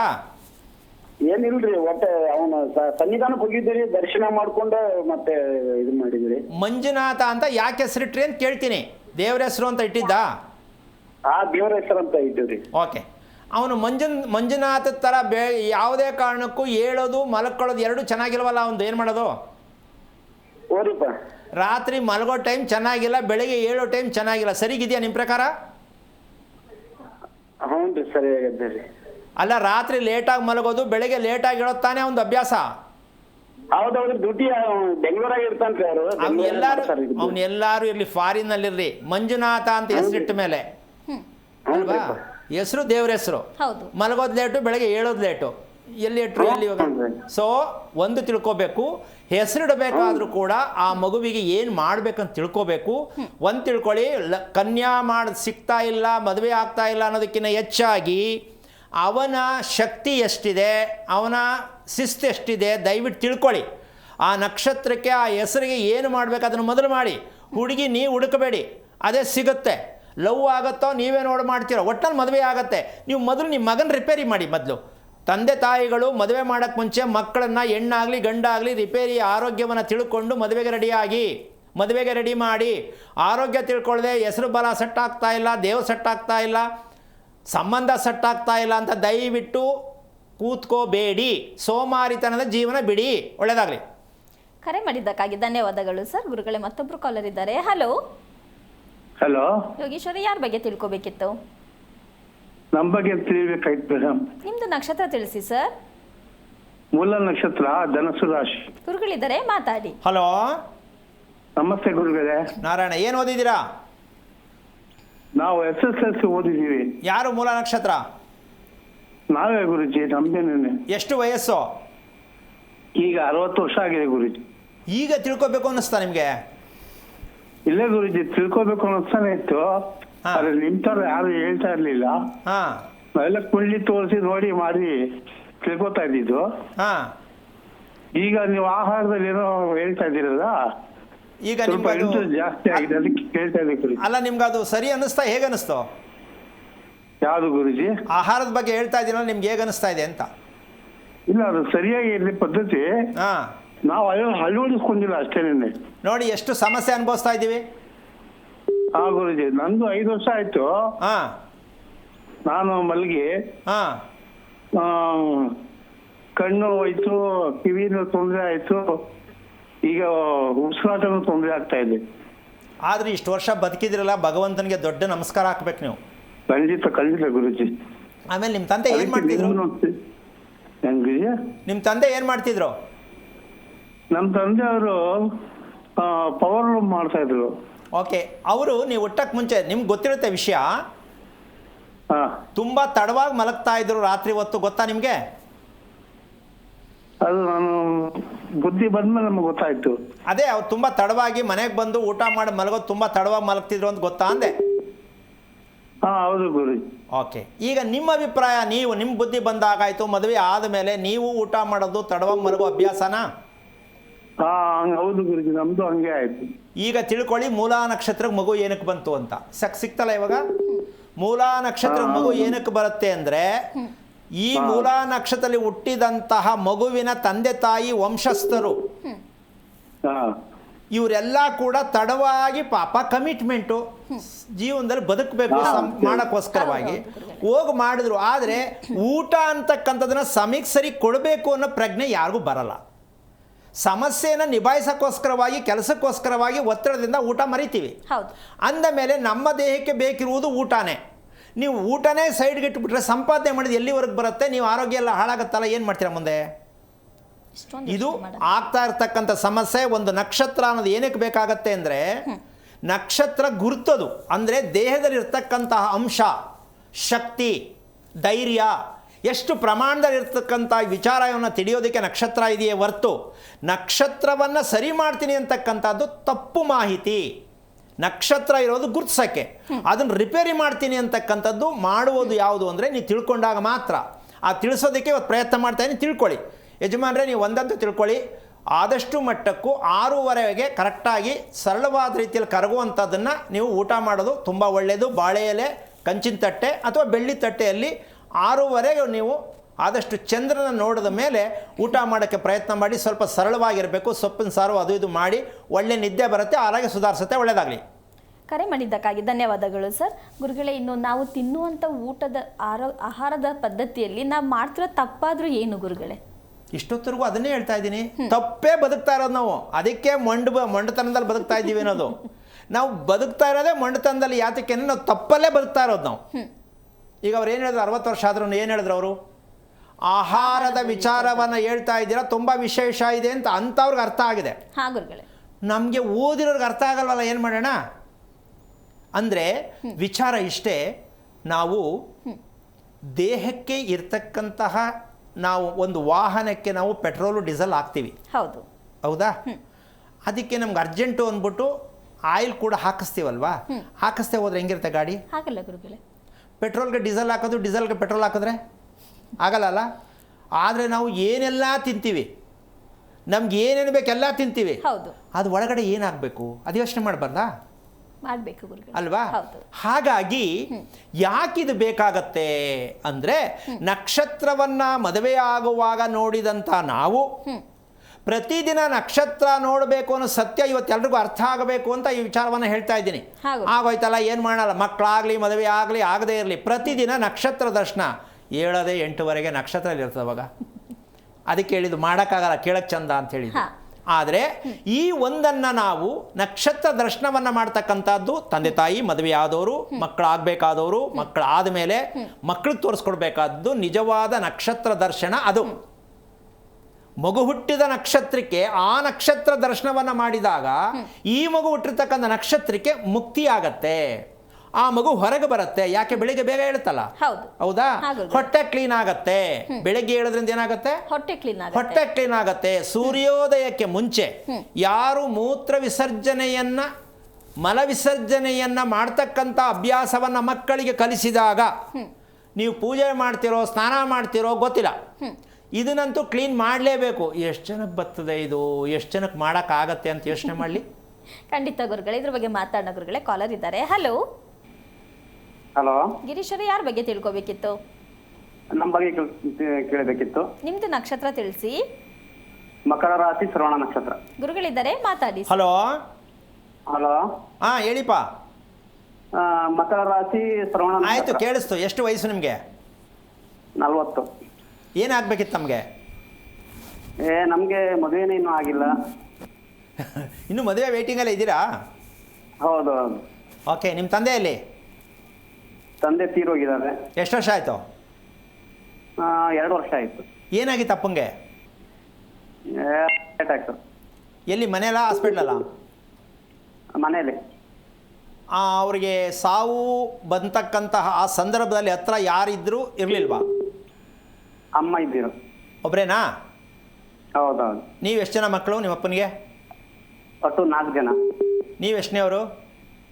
ನಾವು ಲಾಸ್ಟ್ನವರು. ಅಣ್ಣ ಇದ್ದಾರಾ? ಇದ್ದಾರೆ. ಓಕೆ. ಅವರ ನಿಮ್ಮ 4 ಜನದಲ್ಲಿ ನೆಮ್ಮದಿಯಾಗಿ ಖುಷಿಯಾಗಿದ್ದೀವಿ ಅನಿಸುತ್ತಾ ನಿಮಗೆ? ಇಲ್ಲ ಇಲ್ಲ ಇಲ್ಲ. ಮತ್ತೆ ಯಾಕೆ ಹಿಂಗೆ ಇದ್ದೀರಲ್ಲ? ಕೇಳಬಾರ್ದಾ? ತಿಳ್ಕೊಬಾರ್ದಾ? ಯಾಕೆ ಬೇಜಾರಾ? ಬೇಜಾರಿಲ್ಲ, ಎಲ್ಲಿ ಕೇಳಿದ್ರು ಒಂದು ಸುತ್ತರಾಗಿ ಏನು ನಮ್ಗೆ ಅದರಿಂದ ₹1 ಪ್ರಯೋಜನ ಸಿಕ್ಕಿಲ್ಲ. ಓಕೆ, ಅಷ್ಟೇ ಸುಮ್ಮನಾಗ್ಬಿಟ್ಟೆ. ಸರಿ. ನಿಮ್ಮ ತಂದೆಗೆ ಕರ್ಮಾಂತರ ಮಾಡಿಸಿದ್ದು ಯಾರು? 4 ಜನ ಮಾಡಿದ್ರ, ಯಾರೋ ಒಬ್ರು ಮಾಡಿದ್ರ? ನಾವು ಅಣ್ಣ. ಓಕೆ, ಈಗ ಅದೇನದು ನೀವು ಸೇರ್ಕೊಂಡಿದ್ದು ಮದ್ದವರು ಇಲ್ವಾ? ಇಲ್ಲ, ನಾವು ಕೊನೆಯವನು, ನಮ್ಮ ಅಣ್ಣ. ಅಲ್ಲ, ಏನು ಉದ್ದೇಶ ಅದು? ಕೊನೆಯವನು ಮೊದಲನೇವನು ಮಾಡಬೇಕು ಅಂತ ಯಾರು ಹೇಳಿದ್ರ, ನೀವೇ ಮಾಡ್ತಾ ಇರೋದಾ ಅಂತ? ಇಲ್ಲ, ನಾವೇ ಅಲ್ಲಿ ನಮ್ಮ ಇದ್ರ ಪುರೋಹಿತರ ಕೇಳ್ಕೊಂಡು ನಾವೇ ಮಾಡಿದ್ದದು. ಓಕೆ, ಇನ್ನು ಮಧ್ಯದವ್ರು ಬೇಡವಂತ? ಅದಂತ ಹೇಳಲಿಲ್ಲ ಅವರು. ಹೆಣ್ಮಕ್ಳು ಏನಿಲ್ಲ, ಗಂಡು ಮಕ್ಳು ಮತ್ತೆ ಮಾಡೋದಂತ ಇದಲ್ವಾ. ಸರಿಯಪ್ಪ, ನಿಮ್ಮ ತಂದೆ ಕಾರ್ಯ ಎಲ್ಲಿ ಮಾಡಿದ್ದು? ಗೋಕರ್ಣ. ಎಷ್ಟು ದಿನಕ್ಕೆ? ನಾವು 9 ದಿನಕ್ಕೆ ಮನೇಲಿ ಮಾಡ್ತೀವಿ. ಏನು ಮಾಡೋದು, ಎಡೆ ಇಟ್ಟಿದ್ದಾ? ಹೌದು, ಅಂದ್ರೆ ಇದೆಲ್ಲ ತಗೋಗಿ ಅದಾಯ್ತು, ಆಯ್ತು, ಗೊತ್ತಾಯ್ತು.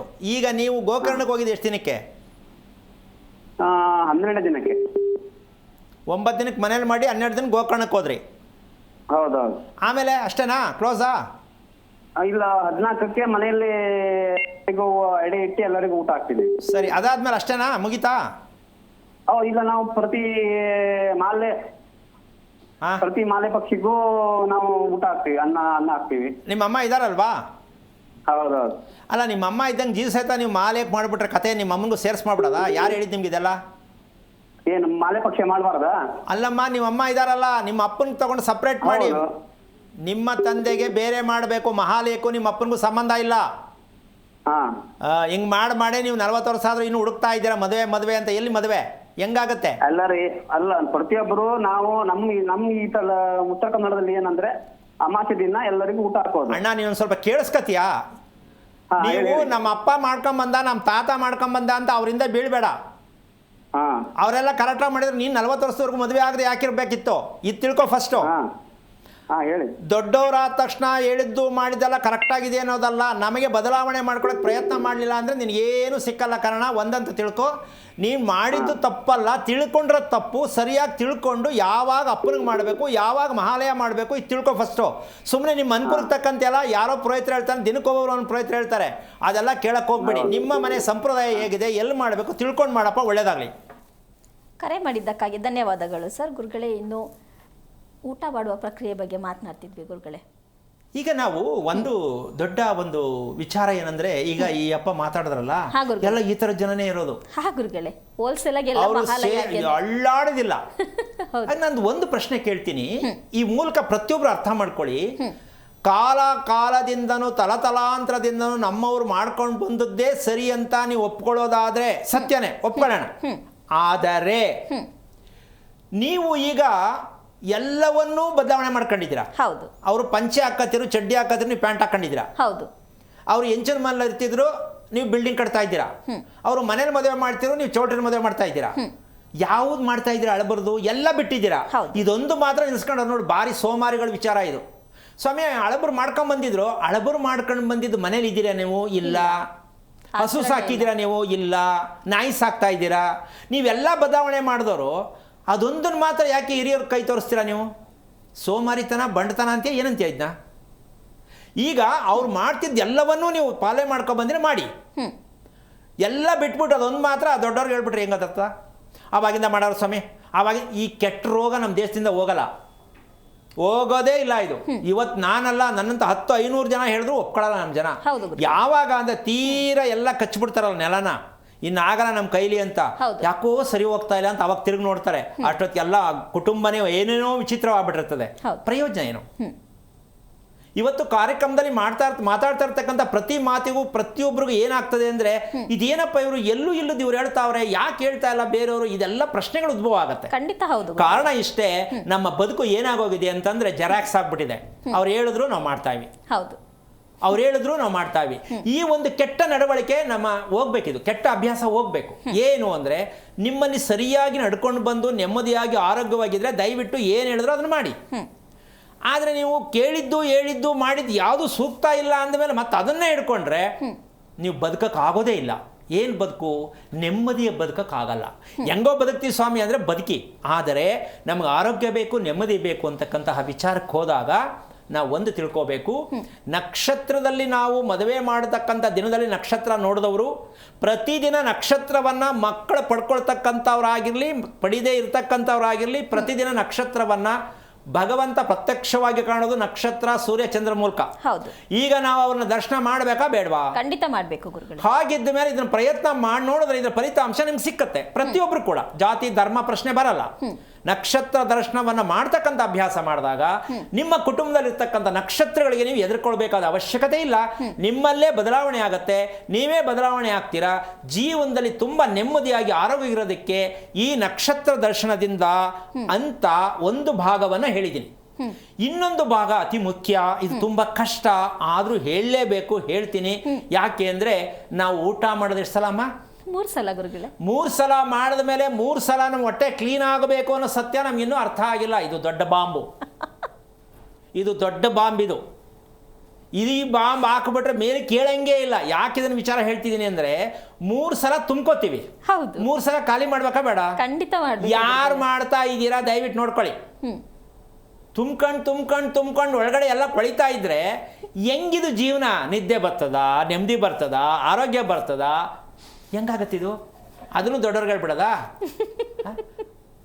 ಅವರು ಬೆಳಗ್ಗೆ ಮುದ್ದೆ ತಿಂತಾ ಇದ್ರು, ಮಧ್ಯಾಹ್ನ ಊಟ ಇಲ್ಲ, ಸಾಯಂಕಾಲ 6:30 ತಿಂತಾ ಇದ್ರು. ಅದಕ್ಕೋಸ್ಕರ ಚೆನ್ನಾಗಿ ಕೆಲಸ ಮಾಡ್ತಾ ಇದ್ರು.